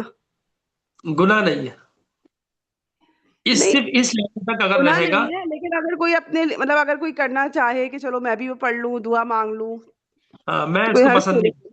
میں اس کو پسند نہیں کرتا، اور اس کی وجہ وہی مزاج شریعت کی بات ہے اور مزاج دین کی بات ہے کہ اگر ایک عمل اللہ کے نبی نے ہمیں نہیں بتایا، اس کا مطلب اس میں کچھ خاص بات نہیں تھی، تبھی اللہ کے نبی نے نہیں بتایا. ورنہ جو نبی ہمیں استنجا کرنے کا طریقہ سکھا رہے ہیں، وہ کیا شب برات کے لیے کوئی خاص دعا، خاص عمل سورہ یاسین کو 3 دفعہ پڑھ کے ہر دفعہ خاص دعا مانگنے کا نبی نہیں بتا سکتے تھے طریقہ؟ جو نبی حضرت براء ابن عازب کو رات کو سونے سے پہلے سونے کی دعا بتا رہے ہیں، اور وہ آخر میں بنبی کا الذی ارسلتا کی جگہ برسولی کا الذی ارسلتا کہہ رہے ہیں، تو اللہ کے نبی روک رہے ہیں اور کہہ رہے ہیں بنبی کا ہی پڑھو. ان کی اتنی سی بات جو غلط نہیں تھی، ٹھیک تھی، زیادہ اچھی لگ رہی تھی، زیادہ بڑا مقام ہے رسول کا، رسول کو شریعت بھی زیادہ تفصیل میں بتا چکا ہوں، تو وہ نبی اس کو روک رہے ہیں. تو اگر آج اللہ کے نبی حضرت محمد صلی اللہ علیہ وسلم آج آئیں، یا آپ کو، یا آج ہوتے، یا ہم ان کے دور میں ہوتے، اور اس وقت آپ اللہ کے نبی کے سامنے یہ بات کرتی، تو ہولسٹکلی آپ پوری سیرت کو دیکھیں، اللہ کے نبی کا مزاج دیکھیں، احادیث دیکھیں، قرآن دیکھیں، آپ کو کیا لگتا ہے اللہ کے نبی آپ کو کہتے کہ ہاں یہ کرو؟ اللہ کے نبی، میرا تو نہیں تھا، اللہ کے نبی کہتے ہیں کہ بھائی جو میرا راستہ ہے سیدھا، جو میں کر رہا ہوں تم وہ کر لو. کیا سورہ یاسین پڑھنے کا یہ طریقہ میں نے بتایا ہے؟ جی سوچے نا، بالکل صحیح فرمایا ایک آپ تو نے پھر کہ یہ جو بزرگ ہیں، اگر انہوں نے کیا ہے، وہ تو بڑے دیندار تھے، بڑے اللہ والے لوگ تھے، اگر انہوں نے کیا ہے تو انہوں نے کچھ سوچ کے ہی کیا ہوگا نا. دیکھیں مولانا عبد الحی رحمہ اللہ، جو مولانا ابو الحسن علی ندوی کے والد تھے، یہ مولانا عبد الحی لکھنوی رحمہ اللہ، نہیں مولانا عبد الحی صاحب یہ جو حسنی رحمہ اللہ، تو یہ مولانا ابو الحسن علی ندوی کے والد ہیں. سید مولانا ابو الحسن علی ندوی وہی ہیں جنہوں نے تاریخ دعوت و عظیمت لکھی ہے. ان کی اور بھی بہت ساری کتابیں ہیں، اور بہت عمدہ، میرے نزدیک ان کا بہت بڑا مقام ہے. ان کے والد بھی ہوں گے، میں ان کے والد کی کوئی بہت زیادہ کتابیں نہیں پڑھی. اگر شیخ عبد القادر جیلانی رحمہ اللہ بھی کوئی وظیفہ بتائیں گے نا اس طرح کا، میرا فارمولا سمپل ہے، ان کے لیے بھی وہی ہے، جنید بغدادی کے لیے بھی وہی ہے، حسن بصری کے لیے بھی وہی ہے، داتا گنج بخش کے لیے بھی وہی ہے، معین الدین چشتی کے لیے بھی وہی ہے، شیخ عبد القادر جیلانی کے لیے بھی وہی ہے، کہ وہ سارے بزرگوں کی بزرگی اپنی جگہ، میں ان کے پاؤں کی خاک کے برابر بھی، میں ان کے قدموں میں اگر وہ آج ہوں تو میں اپنے ان کے پاؤں سے لپٹ کے ان کے ساتھ رہوں گا. اتنے بڑے لوگ، میرے دل میں ان کا اتنا مقام ہے. لیکن صرف میرا سوال یہ ہے کہ اس طرح کے خاص اعمال کی ضرورت پڑ کیوں رہی ہے؟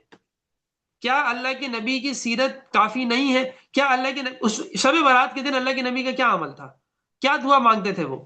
جتنا ٹائم آپ اتنے اعمال میں جتنا ایک سیکنڈ بھی لگا رہی ہے نا، تو سنت والا عمل چھوٹ رہا ہے اس وقت آپ سے. کیوں؟ کیونکہ آپ کی نسبت اس وقت فلاں بزرگ کی طرف جا رہی ہے کہ جی فلاں بزرگ ہیں اور نہیں وہ تو فرماتے ہیں کہ مشائخ سے تو یہ بات آئی ہے. نہیں تو اس میں تو نبی کریم صلی اللہ علیہ وسلم کا تو کچھ وہ نہیں ہے نا، کہ انہوں نے کیا انفرادی عمل کیا تھا، وہ تو میں ہمیں آپ کو پتہ ایک ہی بات نہیں ہے. بتاؤں میں آپ کو ایک بات بتاؤں مفتی محمد شفیع صاحب رحمہ اللہ نے غالباً یہ بات بیان فرمائی تھی. میں اپنی بات نہیں کر رہا ہوں، ان کے حوالے سے کر رہا ہوں. انہوں نے ایک بات فرمائی تھی، جو وہی اتنا بڑا جملہ تو وہی کہہ سکتے ہیں، میں نہیں کہہ سکتا. مطلب کہ انہوں نے بہت بڑی بات کہتی، میں تو بولتے ہوئے بھی مجھے عجیب سا لگتا ہے، لیکن بھائی وہ دین کو بہت سمجھتے تھے. مطلب یہ ان کی بات ہے. وہ فرماتے ہیں نفل نماز ایسے طریقے سے پڑھنا جو سنت نہیں ہے، خلاف سنت ہے. 1000 رکعت نفل نماز پڑھنا، پتہ نہیں 1000 کا لفظ ہے یا پتہ نہیں کتنا ہے، لیکن نفل نماز پڑھنا جو سنت نہیں تھا، مطلب وہ آپ اپنے کسی طریقے سے پڑھ رہی ہیں، اور اس میں جو ایگزیکٹ آپ مثال کے طور پر اس میں کچھ آپ نے ایڈیشن کر دی، اسی طرح سے کہ بھئی بعض لوگ کیا کہتے ہیں پہلی رکعت میں یہ سورت، دوسری رکعت میں یہ سورت، اس طرح کچھ پڑھ لی. کوئی ناجائز عمل نہیں کیا آپ نے، نماز نفل پڑھی ہے، لیکن خلاف سنت ہے. ایسی نفل نماز جو خلاف سنت عمل ہو، اس نفل نمازوں سے سنت طریقے سے بیت الخلاء جانا زیادہ افضل ہے. یہ میں کہہ رہا ہوں، میں نہیں کہہ رہا، یہ مفتی شفیع صاحب رحمہ اللہ کا قول ہے.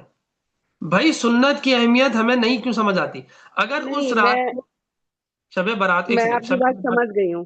اگر اللہ کے نبی صلی اللہ علیہ وسلم سو رہے ہیں نا، اگر شب برات کو اللہ کے نبی سو گئے، اس سونے میں جو فضیلت ہے نا، وہ اس 3 دفعہ سورہ یاسین پڑھنے میں مشکل ہے، نہیں اس خاص میں عمل یہ کے لحاظ سے. ویسے تو سورہ یاسین کی فضیلت زیادہ ہے. نہیں میں یہ پوچھ رہی ہوں. دیکھیں، یہ تو جمہور علماء سے ہے نا کہ اس رات آپ کوئی انفرادی عبادت کر سکتے ہیں. ہاں ٹھیک ہے کر نا؟ سکتے. صحیح ہے. اب انفرادی عبادت کر رہی ہوں میں، صحیح ہے. ہاں لیکن جو ہے نا، اب یہ حدیث میں تو نہیں آیا ہوا کہیں پہ بھی کہ کون سی نبی کریم صلی اللہ علیہ وسلم نے کیا عبادت کی تھی، کون سی صورت پڑھی تھی، اور کتنی دیر نماز پڑھی تھی، کتنی دیر تلاوت کی تھی. یہ تو کسی حدیث میں نہیں ہے نا. تو اگر میں کسی مشائخ کے عمل کو جو انہوں نے اس رات کیا ہے، وہ ہوں، ان کے طریقے کو فالو کر رہی ہوں، ہاں تو اس میں تو کوئی مسئلہ نہیں ہے نا. میں یہی تو کہہ رہا ہوں، گناہ نہیں ہے، قباحت بھی اگر ہے تو اتنی ہی ہے، یعنی جائز ہے، آپ کو کرنے کا دل میں آ رہا نہیں، ہے جائز آپ کر ناجائز کا لیں. نہیں پوچھ رہی میں.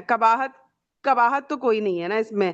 یعنی کہ یہ تو اچھی، مطلب میں تو اس کو اچھی بات کہوں گی نا. بھائی دیکھیں، آپ شاید میری بات سمجھ رہے ہیں نا، شاید مجھے لگتا ہے آپ میری بات سمجھ رہے ہیں کہ ہاں بس. مجھے نہیں پتا کہ کس نبی کریم صلی اللہ علیہ وسلم نے کیا عمل کیا تھا. وہ کسی حدیث میں نہیں آیا، کسی ضعیف حدیث میں بھی نہیں آیا. بس یہ ہے کہ اس رات آپ عبادت کریں انفرادی طور پہ. پوری رات کر سکتے ہیں، پوری رات کر لیں، رات کا کچھ حصہ کر سکتے ہیں، رات کا کچھ حصہ کر لیں. ٹھیک ہے.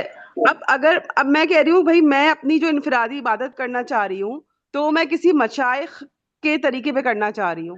تو یہ تو اچھی بات ہے نا. اس میں تو کوئی وہ نہیں ہے نا. کر لیں، لازمی نہ سمجھے اس کو، کر لیں. ہاں، لازمی لیکن نہیں سمجھوں گی میں اس کو، لازمی نہیں سمجھوں گی. جیسے اب یہ تو مجھے آج کسی نے بھیجا تھا تو یہ مجھے پتا چل گیا. میں ہو سکتا ہے اگلے سال میں کچھ اور پڑھ رہی ہوں، تو ہاں جس خاص لازمی عمل، نہیں سمجھوں گی. ہاں نہیں، جس خاص عمل کی آپ بات کر رہی ہیں نا،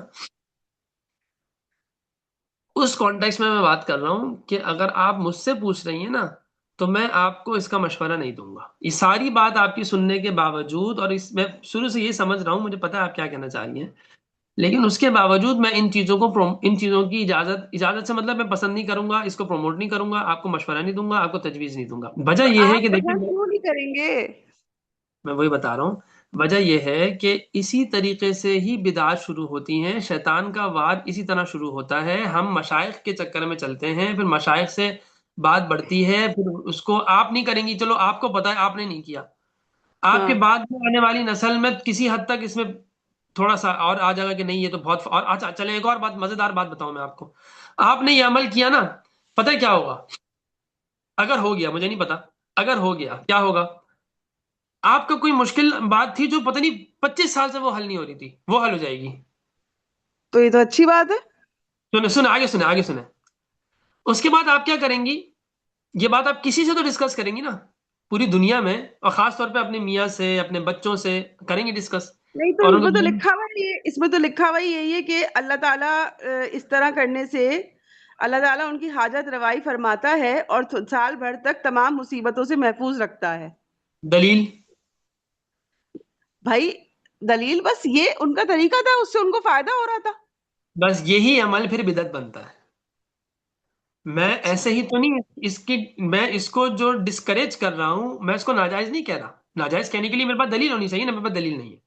لیکن میں اس کو پسند نہیں کر رہا، میں اس کو ڈسکریج کر رہا ہوں. کیوں ڈسکریج کر رہا ہوں؟ یہ مزاج شریعت، مزاج دین، مزاج محمدی صلی اللہ علیہ وسلم کو جو میں سمجھ سکا ہوں، میں غلط ہو سکتا ہوں، جو میں سمجھ سکا ہوں اس کے یہ مطابق نہیں لگتا مجھے.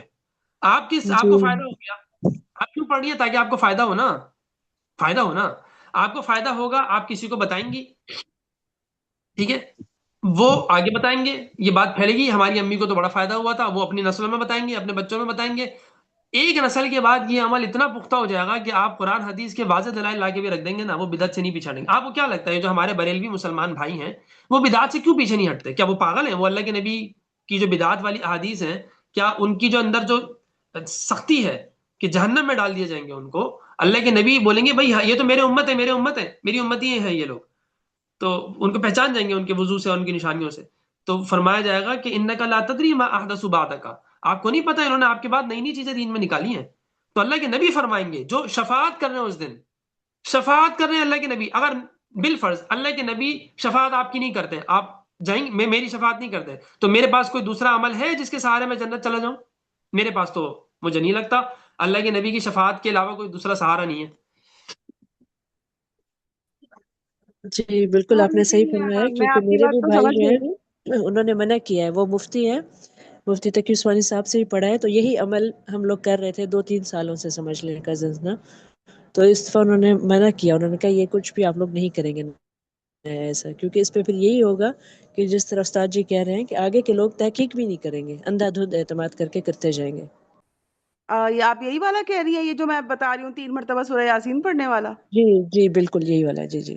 اچھا صحیح ہے، ٹھیک ہے ٹھیک ہے ٹھیک ہے استاد جی، مجھے جواب مل گیا.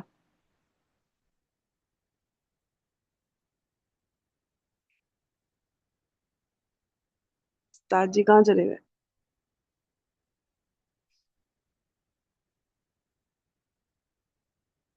استاد جی کا انٹرنیٹ ڈسکنیکٹ ہو گیا ہے. چلیں ٹھیک ہے، پھر انشاءاللہ اگلی کلاس میں ملیں گے. اللہ حافظ. پتہ نہیں استاد جی واپس آئیں گے نہیں آئیں گے. ہاں 1 منٹ ویٹ کرو، دعا کروائیں گے استاد جی سے بات. اچھا صحیح.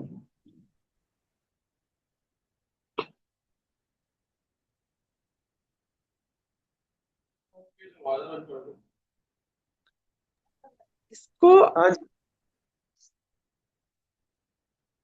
وہ میرا موبائل بند ہو گیا تو ہوسٹ پتہ نہیں کیا مسئلہ ہو گیا اس میں. خیر، تو دیکھیں میں یہ بات کر رہا تھا، ایک سیکنڈ.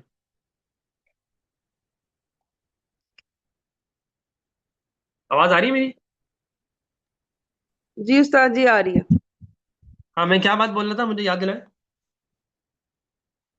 یہ کہہ رہے تھے کہ ابھی وہ جو بیچ میں ہماری ایک اور طالبہ کی بات چل رہی تھی نا کہ ان کے بھائی جو ہیں وہ مفتی ہیں اور انہوں نے مفتی تقی عثمانی صاحب سے پڑھا ہے اور انہوں نے کہا ہے کہ یہ نہ پڑھیں.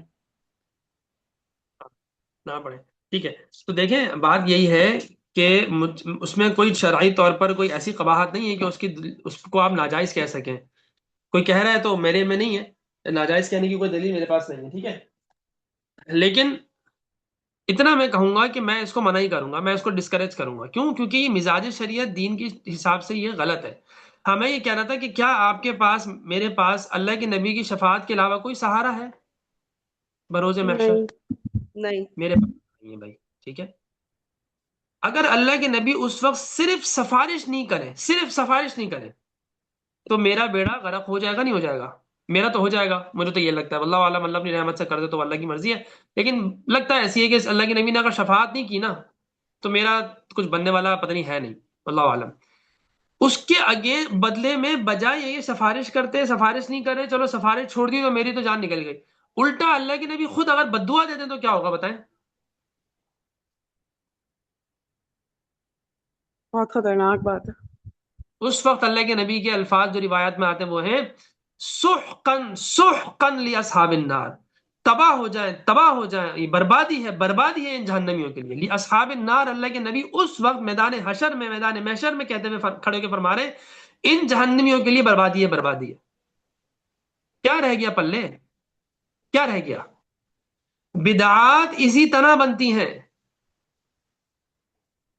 ایاک ومحدثات الامور فإن كل محدثۃ بدعہ وكل بدعۃ ضلالہ. بچو بچو دین میں نئی چیزوں سے، بچو بچو دین میں نئی چیزوں سے. ہمارے نبی یہ بول بول کے چلے گئے اور ہمیں جو ہے وہ یہ چاہیے جی سورہ یاسین اس طرح پڑھنی اور سورہ فلانا اس طرح پڑھنی اور شب برات کو فلاں کرنا اور شب قدر میں فلاں کرنا ہے. انا للہ و انا الیہ راجعون ہی پڑھوں میں اور کیا پڑھوں؟ وہ کہہ رہے ہیں بچو بچو دین میں نئی باتوں سے. اللہ کے ہمارے نبی کہہ رہے ہیں نا، اور فرما رہے ہیں کہ دین میں ہر نئی بات بدعت ہے اور ہر بدعت گمراہی ہے. اور ایک روایت میں فرمایا وَكُلُّ ضَلَالَةٍ فِي النَّارِ، اور ہر گمراہی جہنم میں ہے.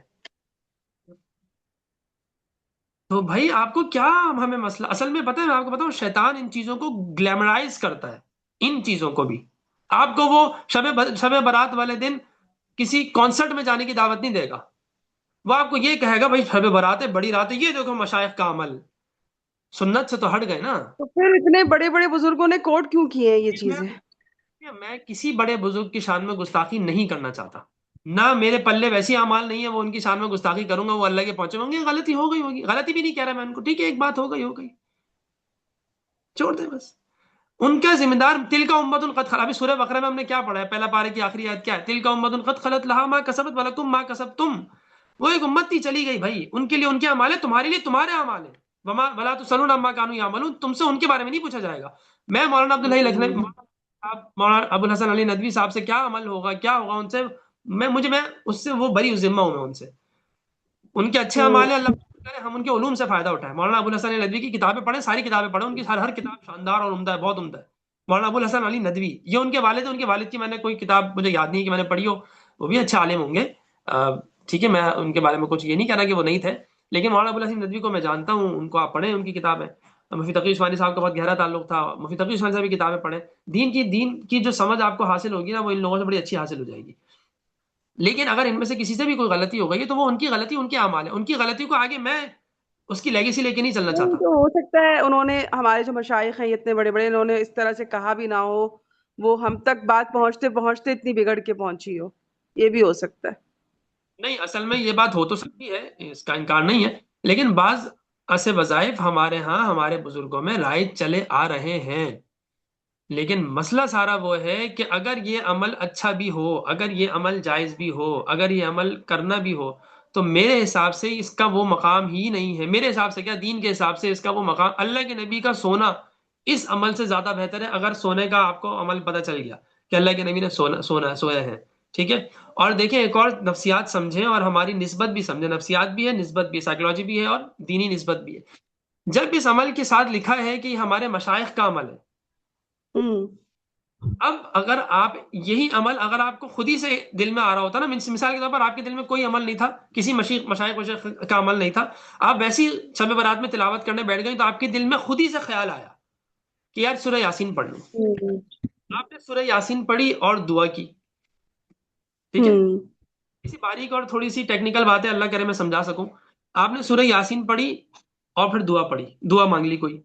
دعا مانگنے کے بعد آپ کو پتا یار میں نے تو ایک اور بھی دعا مانگنی تھی مجھے، وہ تو میں بھول گئی. تو آپ دوبارہ ہاتھ اٹھا لیے. ہاتھ اٹھاتے ہی آپ کو خیال ہے کہ یار میں ایک اور دفعہ یاسین پڑھ لیتی ہوں، اتنا اچھا لگ رہا ہے یاسین پڑھ کے. تو آپ نے ایک اور دفعہ یاسین پڑھ لی، اور پھر وہ دعا مانگ لی جو آپ کو یاد آ رہی تھی، وہ آپ نے مانگ لی.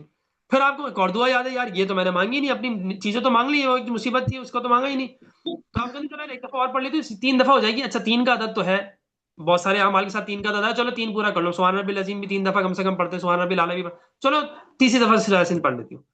آپ نے تیسری دفعہ سورہ یاسین اور پھر آپ نے وہ دعا بھی مانگ لی جو آپ کو تیسری دعا یاد آئی. وہ تینوں دعائیں بالکل ایز اٹ از، بھلے یہ بھی ہوں جو انہوں نے فرمائی ہے، لیکن اس آپ کی دعا میں جو قربت اللہ تعالیٰ سے ہے اور جو ثواب اس دعا میں ہے جو آپ نے خود ہی سے مانگی ہے، وہ جب ان سے ایک چیز کنیکٹ ہو جائے گی نا، تو اس میں وہ تعلق بننے کی بات نہیں آئے گی. پتہ نہیں میں اپنی بات سمجھا پایا ہوں کہ نہیں سمجھا پایا. اور وہ جو آپ کو آٹومیٹکلی ہوا ہے نا، وہ بدعت نہیں ہے، یہ بدعت کے قریب لے جا رہا ہے. اگر یہ خود بدعت نہیں بھی ہے تبھی بدعت کی طرف لے جانے والا عمل ضرور ہے، اس سے بچنا چاہیے.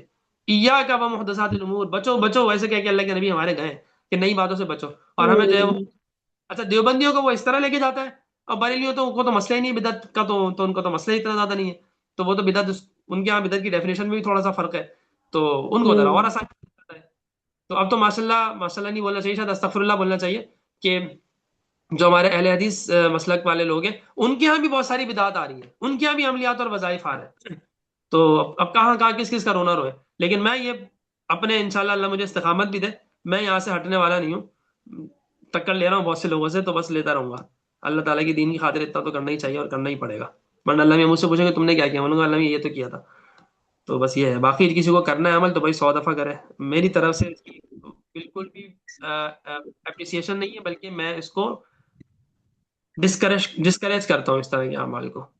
بھلے وہ ہوں گے بڑے بزرگ سے، ہمارے لیے بڑے بزرگ ہیں، لیکن اس طرح کے اعمال کو میں ڈسکریج کرتا ہوں. جی دعا. استاد جی جی کیمرہ بند کر لیں. ایک بدت کیا ہوتا ہے؟ اچھی بدت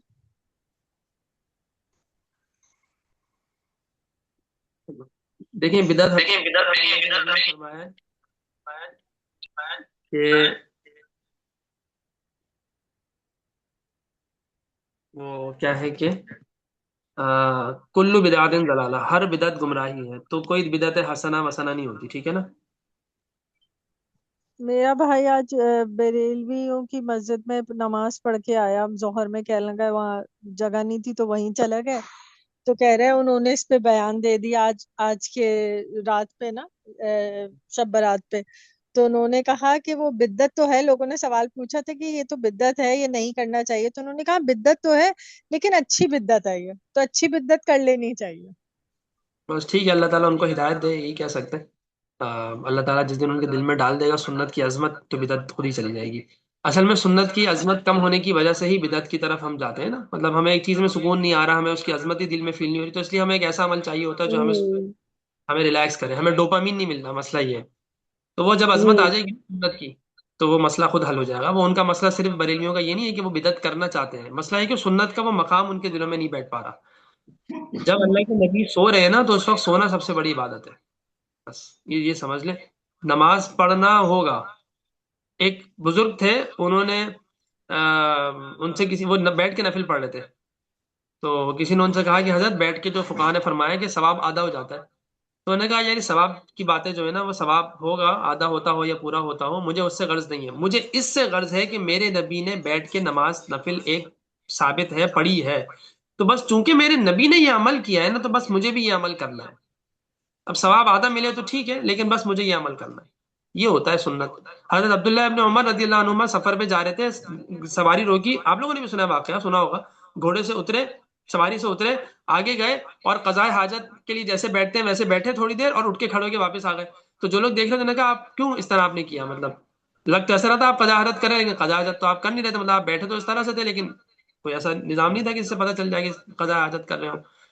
تو انہوں نے فرمایا کہ ہاں بالکل مجھے قضاء حاجت کی ضرورت نہیں تھی، لیکن ایک دفعہ میں اپنے پیارے رسول صلی اللہ علیہ وسلم کے ساتھ تھا، اس سفر میں تھا، وہ یہیں سے گزرے تھے، یہ مقام آیا تھا تو اللہ کے نبی اس وقت قضاء حاجت ان کو ضرورت تھی، وہ گئے تھے اور انہوں نے قضاء حاجت فرمائی، تو اس کے بعد وہ آ گئے۔ اب جب میں یہاں سے گزرا تو مجھے یہ احساس، مجھے یہ بات یاد ہے الحمدللہ، تو مجھے ضرورت تو نہیں تھی لیکن اتنا تو میں کر سکتا تھا نا، کیونکہ میرے نبی نے یہ عمل کیا تو بس میں بھی وہی عمل کروں گا، اور میں نے وہ کیا اور میں آ گیا۔ یہ ہوتا ہے عاشق سنت، یہ ہوتا ہے عاشق رسول صلی اللہ علیہ وسلم۔ ایک اللہ کے نبی بیان دے رہے ہیں، کہنے لگے بیٹھ، کچھ صحابی اندر مسجد میں کھڑے تھے، فرمایا بیٹھ جاؤ۔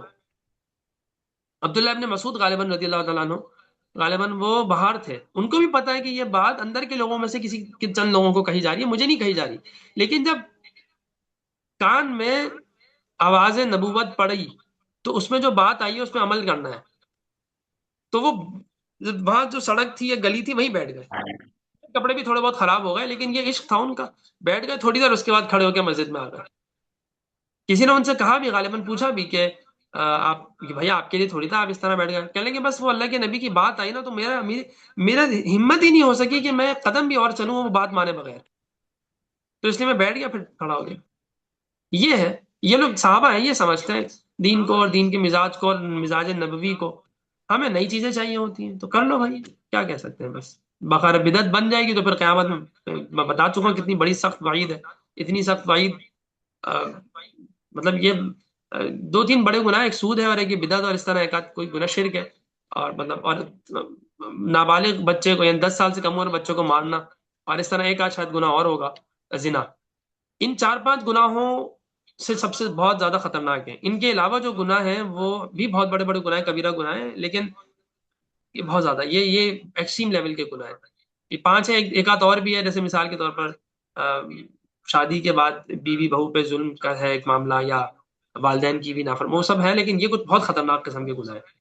تو کبھی کبھی میں سوچتا ہوں وہ 10 گناہ ہیں تب شاید وہ میں لکھ لوں، اس پہ بات بھی کچھ کر لوں کہ یہ بہت سنگین گناہ ہے، یعنی اتنے سنگین گناہ اور نہیں ہے، وہ ہیں ان کی معافی بھی ہے، وہ بھی سنگین ہے، لیکن جتنی سنگینی ان میں ہے نا وہ دوسروں میں نہیں ہے، اس میں بدعت بہت بڑا ہے، بہت خطرناک ہے۔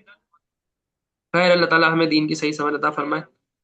دعا کر لیتے ہیں، مجھے جو ہے نا وہ ایک کام بھی ہے، آپ لوگوں سے دعا کی درخواست ہے، اس کا ٹائم میرے پاس اب چند منٹ ہی بچے، اور مجھے ایک پیپر ہے وہ سبمٹ کرانا ہے، اور پتہ نہیں اللہ ہی کچھ وقت میں برکت دے۔ میرا ارادہ نہیں تھا اتنی لمبی کلاس لینے کا، میرا ارادہ تھا، کچھ طبیعت بھی ساتھ نہیں تھی، لیکن میرا ارادہ یہ تھا کہ میں کلاس لوں گا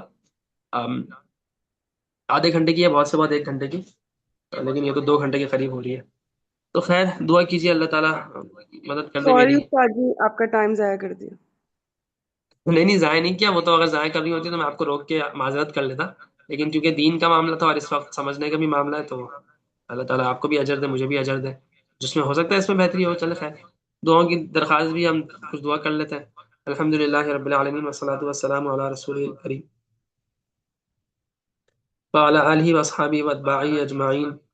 یا اللہ یا رحمن یا رحیم یا کریم یا ذا الجلال والاکرام، یا اول الاولین و یا آخر الآخرین و یا ذا القوة المتین و یا راحم المساکین، یا ارحم الراحمین، یا ارحم الراحمین، یا ارحم الراحمین، یا ارحم الراحمین، یا اللہ یا رحمن یا رحیم یا کریم یا ذا الجلال والاکرام، یا من لا تراہ العیون ولا تخالطہ الظنون ولا یصفہ الواصفون، اجعل خیر عمری آخرہ وخیر عملی خواتیمہ وخیر ایام القاک یوم وخیر ایام یوم القاک فیہ۔ اے اللہ، اے سارے کائنات کے پالنے والے، ہمارے گناہوں کو معاف فرما، ہماری نیکیوں کو قبول فرما۔ اے وہ ذات کے جس کو آنکھ دیکھ نہیں سکتی، اے وہ ذات کے جس کو خیال پا نہیں سکتے، خیال اس تک پہنچ نہیں سکتے، اے وہ ذات جس کی حمد اور ثنا بیان کرنے والے اس کی حمد اور ثنا مکمل بیان نہیں کر سکتے، اے وہ ذات جو آسمان کے قطروں کو بھی جانتی ہے، اے وہ ذات جو درختوں کے پتوں کی تعداد سے بھی واقف ہے۔ اے اللہ، ہمارے جو دین میں ہماری جو کمیاں ہیں اللہ اس کو دور فرما، یا اللہ دین کی صحیح سمجھ عطا فرما، ہمارے آل و اولاد میں، اہل و عیال میں برکتیں عطا فرما، اولاد ہمیں عطا فرما، جو جن کی اولادیں نہیں ہیں اللہ ان کو نیک صالح اولاد عطا فرما، اور جن کی ہیں اللہ تعالیٰ ان کو ان کی آنکھوں کی ٹھنڈک بنا۔ اللہ میاں بیویوں کو ایک دوسرے کے لیے، میاں بیوی کو آپس میں ایک دوسرے کے لیے آنکھوں کی ٹھنڈک بنا، اللہ ایک دوسرے کے لیے راحت کا، سکون کا سامان بنا۔ یا اللہ ہمیں ہمارے جن میں سے جن کے والدین ہیں اللہ ان کو ان کی خدمت کرنے کی توفیق اور ہمت عطا فرما، اور جن کے والدین اس دنیا سے جا چکے ہیں یا دونوں میں سے کوئی ایک جا چکے ہیں تو یا اللہ ان کو ان کے لیے سال ثواب کرنے اور ان کے لیے صدقہ جاریہ بننے کی توفیق اور ہمت عطا فرما۔ ہمارے بہت سے مسلمان بہن بھائی اپنے والدین کے گناہوں میں اضافے کا سبب بنتے ہیں، گناہ کر کر کے اور ایسے اعمال کر کے جو ان کے لیے بجائے صدقہ جاریہ کہ کہیں گناہ جاریہ نہ بن جائے، یا اللہ اپنی نادانی سے وہ ایسی کرتے ہیں، اللہ ان کو معاف فرما، ان کو ہدایت اور ان کو توفیق اور ہمت عطا فرما کہ وہ صحیح راستے پر آئیں، اور اپنے والدین کی ہی خاطر کم از کم اس میں کیونکہ ایک تعلق ہوتا ہے تو اللہ وہ اس میں ان کو مدد ملتی ہے اللہ تعالیٰ آپ سے قریب ہونے کی، تو یا اللہ ان کو وہ تعلق کی ہی وجہ سے یا جس بھی وجہ سے بس آپ ان کو ہدایت عطا فرمائے، اور یا اللہ جو لوگ نیک راستے پہ چلتے ہیں تو یا اللہ ان کو صحیح معنوں میں اپنے وقت کو قیمتی بنانے کی توفیق اور ہمت عطا فرما۔ شیطان کے جال بہت خطرناک ہیں، نیکوں کے لیے الگ ہیں، گناہ گاروں کے لیے الگ ہیں، یا اللہ آپ شیطان کی چالوں سے بخوبی واقف ہیں، ہم اتنے واقف نہیں ہیں، یا اللہ ہمیں اس کے شر سے بچا اور ہمیں اپنی پناہ میں رکھ۔ نعوذ باللہ من الشیطان الرجیم، نعوذ باللہ من الشیطان الرجیم۔ ہم آپ سے پناہ مانگتے ہیں، آپ کی پناہ میں آتے ہیں، شیطان سے ہمیں بچا لیجیے۔ یا اللہ اس کے حملے بہت خطرناک ہیں، دین کے نام پہ، دنیا کے نام پہ، ہر چیز کو وہ گلیمرائز کر کے اور زین آپ نے خود قرآن میں بھی فرمایا ہے کہ وہ مزین کر دیتا ہے چیزوں کو، اور غرور فرمایا کہ دھوکہ ہے وہ سارا۔ ان الشیاطین لا یوحون الی اولیائہم، یا اللہ یہ شیاطین جو ہے وہ آپس میں جو ہے وہ ایک دوسرے کو پیغامات پہنچا کر جو ہے وہ ایک دوسرے سے کی مدد کر کے ہمیں گمراہ کرنے کی کوشش کرتے ہیں، ان کے درمیان خوب اتحاد ہوتا ہے، اتفاق ہوتا ہے، یا اللہ ہم حق پر ہیں مسلمان لیکن ہمارے درمیان اتفاق نہیں ہے، جو باطل پر ہیں تیرے دین کے دشمن، یا اللہ ان کے ہاں اتحاد ہوتا ہے، یا اللہ ہمیں بھی اتحاد اور اتفاق نصیب فرما، یا اللہ ہمارے گناہوں کو معاف فرما، اور یا اللہ ہم میں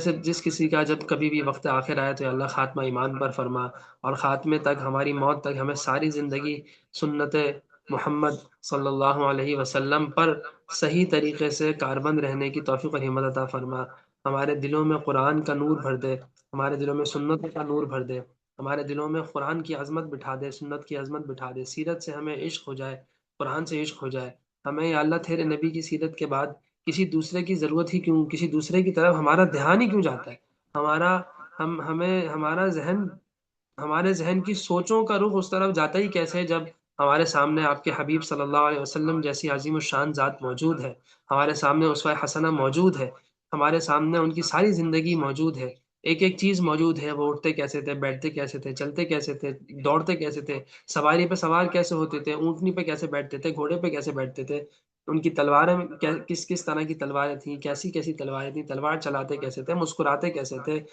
کسی کوئی بلاتا تھا تو اس کی طرف متوجہ کیسے ہوتے، کہ کھانا کھاتے تھے تو کیسے کھاتے تھے، کہ کوئی دوسرا کھانا کھا رہا ہوتا تھا تو اس کے ساتھ کیسے کھاتے تھے، اکیلے کھاتے تھے تو کیسے کھاتے تھے، عبادت کرتے تھے تو کیسے کرتے تھے، انفرادی کیسی ہوتی تھی، اجتماعی کیسی ہوتی تھی، گھر میں کیسی ہوتی تھی، باہر کیسی ہوتی تھی، جہاد میں کیسی ہوتی تھی، سفر میں کیسی ہوتی تھی، حضر میں کیسی ہوتی تھی، یا اللہ ساری چیزیں ہمارے سامنے اللہ اپنے اتنے خوبصورت انداز میں اپنے نیک بندوں کو منتخب فرما کر ان کی ساری زندگی ہمیں بالکل ایسے بتا دی ہے کہ جیسے ہمارے سامنے ہم اسی دور میں، آپ نے ہمیں اس دور میں تو پیدا نہیں کیا، آپ کی حکمت آپ جانتے ہیں، لیکن آپ نے ہمیں اللہ کے نبی کی سیرت سے، ان کی زندگی سے اس طریقے سے منور فرما دیا کہ جیسے کہ ہماری آنکھوں کے سامنے اللہ کے نبی کی زندگی چل رہی ہے۔ وہ الگ بات ہے کہ ہم اپنی نادانی، نااہلی، کمزوری، سستی، کاہلی کی وجہ سے ہم اپنے نبی، آپ کے نبی حضرت محمد صلی اللہ علیہ وسلم کی سیرت سے اس طرح واقف نہیں ہے۔ آپ نے قرآن میں ہمیں ایک ایک چیز کھول کھول کے وضاحت کے ساتھ معاشرت، اخلاق، سیاست، عبادات، عقائد، نظام، ساری چیزیں سمجھائی ہیں، لیکن ہماری کوتاہی یہ نااہلی ہے کہ ہم اس پہ غور نہیں کرتے، ہم ٹائم نہیں لگاتے، ہم وقت نہیں دیتے۔ یا اللہ شاید یہی وجہ ہے کہ ہمارے وقت میں برکت نہیں ہے، کیونکہ جب ہم آپ کو ہی نہیں دے رہے، آپ کے نبی کو نہیں دے رہے، تو ہم شاید اس لائق بھی نہیں ہے کہ ہمیں ہمارے وقت میں برکت ہو، بلکہ شاید جتنی ہے شاید وہ بھی بہت زیادہ ہے، وہ بھی آپ کی رحمت ہے، جو اتنی وقت میں جو بھی کچھ دو تین ایک دو کام بھی اگر ہو رہے ہیں تو بھی شاید اسی وجہ سے ہو رہے ہیں کہ آپ کی رحمت ہے، ورنہ ہم تو اس لائق بھی نہیں ہے کہ یہ کام بھی ہو سکے۔ یا اللہ ہم سے دین کے صحیح صحیح کام صحیح طریقے سے سنت کے مطابق اپنی رضا کے مطابق لے لیں۔ یا اللہ یہ رات شب برات، اس کی جو بھی فضیلت ہے وہ آپ کو پتہ ہے، ہمارا علم بہت محدود ہے۔ یا اللہ ہمارے علم کو ہم کچھ بھی نہیں کہہ سکتے اپنے علم کے بارے میں، لیکن آپ کا علم کامل ہے۔ اس رات کی جو فضیلتیں ہیں، جو فضائل ہیں، جو نعمتیں ہیں، جو رحمتوں کی بارش آپ کی طرف سے ہے، یا اللہ وہ سب ہمیں عطا فرما۔ یا اللہ ہمیں اس رات کو بھی اور بقیہ بھی ہماری زندگی کی راتیں ہیں اور دن ہے، لیل و نہار ہے، ان سب میں اللہ آپ اپنی رضا ہی کے مطابق ہمیں چلا۔ ہم کمزور ہیں، شیطان کے حملے بہت خطرناک ہیں ہمارے لیے، اور آپ ہمیں شیطان کے حملوں سے بچا کے خود زبردستی ہمیں دین پہ چلا دیجیے۔ یہ نظام زبردستی کا یہ دنیا ہے تو نہیں، لیکن ہم ہیں اتنے کمزور کہ ہم یہی دعا کرتے ہیں آپ سے کہ اللہ ہمیں توفیق بھی دے، ہمت بھی دے، لیکن آپ زبردستی ہمیں دین پہ چلا دیجیے۔ آج کی رات اور اس کے علاوہ کی راتوں کو بھی اللہ ہمیں قیمتی بنانے کی، تہجد میں اٹھنے کی، تہجد پڑھنے کی، عبادات کرنے کی، تیرے آگے رونے دھونے کی، انفرادی طور پہ رونے دھونے کی، تیرے سے براہ راست لو لگانے کی، اپنے دل کو تجھ سے جوڑنے کی، اپنے آپ کو تیرے ساتھ بالکل یعنی کہ قوی تعلق بنانے کی اللہ ہمیں توفیق اور ہمت عطا فرما۔ آج کی رات بھی اور اس کے بعد جو راتیں ہیں، اور پھر رمضان المبارک بہت قریب ہے، یا اللہ ہمارے رجب تو گزر گیا، تو یا اللہ ہمیں شعبان میں برکت عطا فرما، اور رجب میں کوتاہی ہوئی اس کو معاف فرما، شعبان کی کوتاہیوں کو معاف فرما، آئندہ آنے والوں میں کوتاہیوں سے بچا اور نیکیوں پہ لگا، اور رمضان المبارک کی برکتیں ہمیں عطا فرما، اور رمضان المبارک کو ہمیں قیمتی بنانے کی توفیق اور ہمت عطا فرما، ہمارے دینی کاموں میں برکت عطا فرما، دنیا میں مال اور اولاد میں عافیت اور خیریت کے ساتھ برکتیں عطا فرما، اور اللہ تعالی ہمیں ہماری دنیا کو بھی دین بنا دے اور ہمارے دین کو قبول فرما، ہماری دعاؤں میں کوئی کمی کوتاہی ہے تو اس کو معاف فرما، جو مانگا وہ عطا فرما، جو نہیں مانگا وہ اور مانگنا چاہیے تھا وہ بھی عطا فرما۔ یا اللہ جو آپ کے نبی حضرت محمد صلی اللہ علیہ وسلم نے جو خیریں آپ سے مانگی ہیں، جو بھلائیاں مانگی ہیں، وہ سب کی سب ہمیں عطا فرما، اور جن شرور سے، جن فتنوں سے آپ کے نبی صلی اللہ علیہ وسلم نے پناہ مانگی ہے، ان سب سے ہماری حفاظت فرما، اور ہم بھی ان سے پناہ مانگتے ہیں، ہمیں پناہ عطا فرما۔ ہر خیر جو آپ کے علم میں ہے ان سب سے وہ ساری خیریں ہمیں عطا فرما، ہر شر جو آپ کے علم میں ہے یا اللہ وہ ان سارے شرور سے ہماری حفاظت فرما۔ ربنا تقبل منا انك انت السميع العليم وتب علينا انك انت التواب الرحيم، وصلى الله تعالى على خير خلقه محمد وعلى اله واصحابه واتباعه اجمعين، آمين، بحرمة سيد المرسلين وبرحمتك يا ارحم الراحمين۔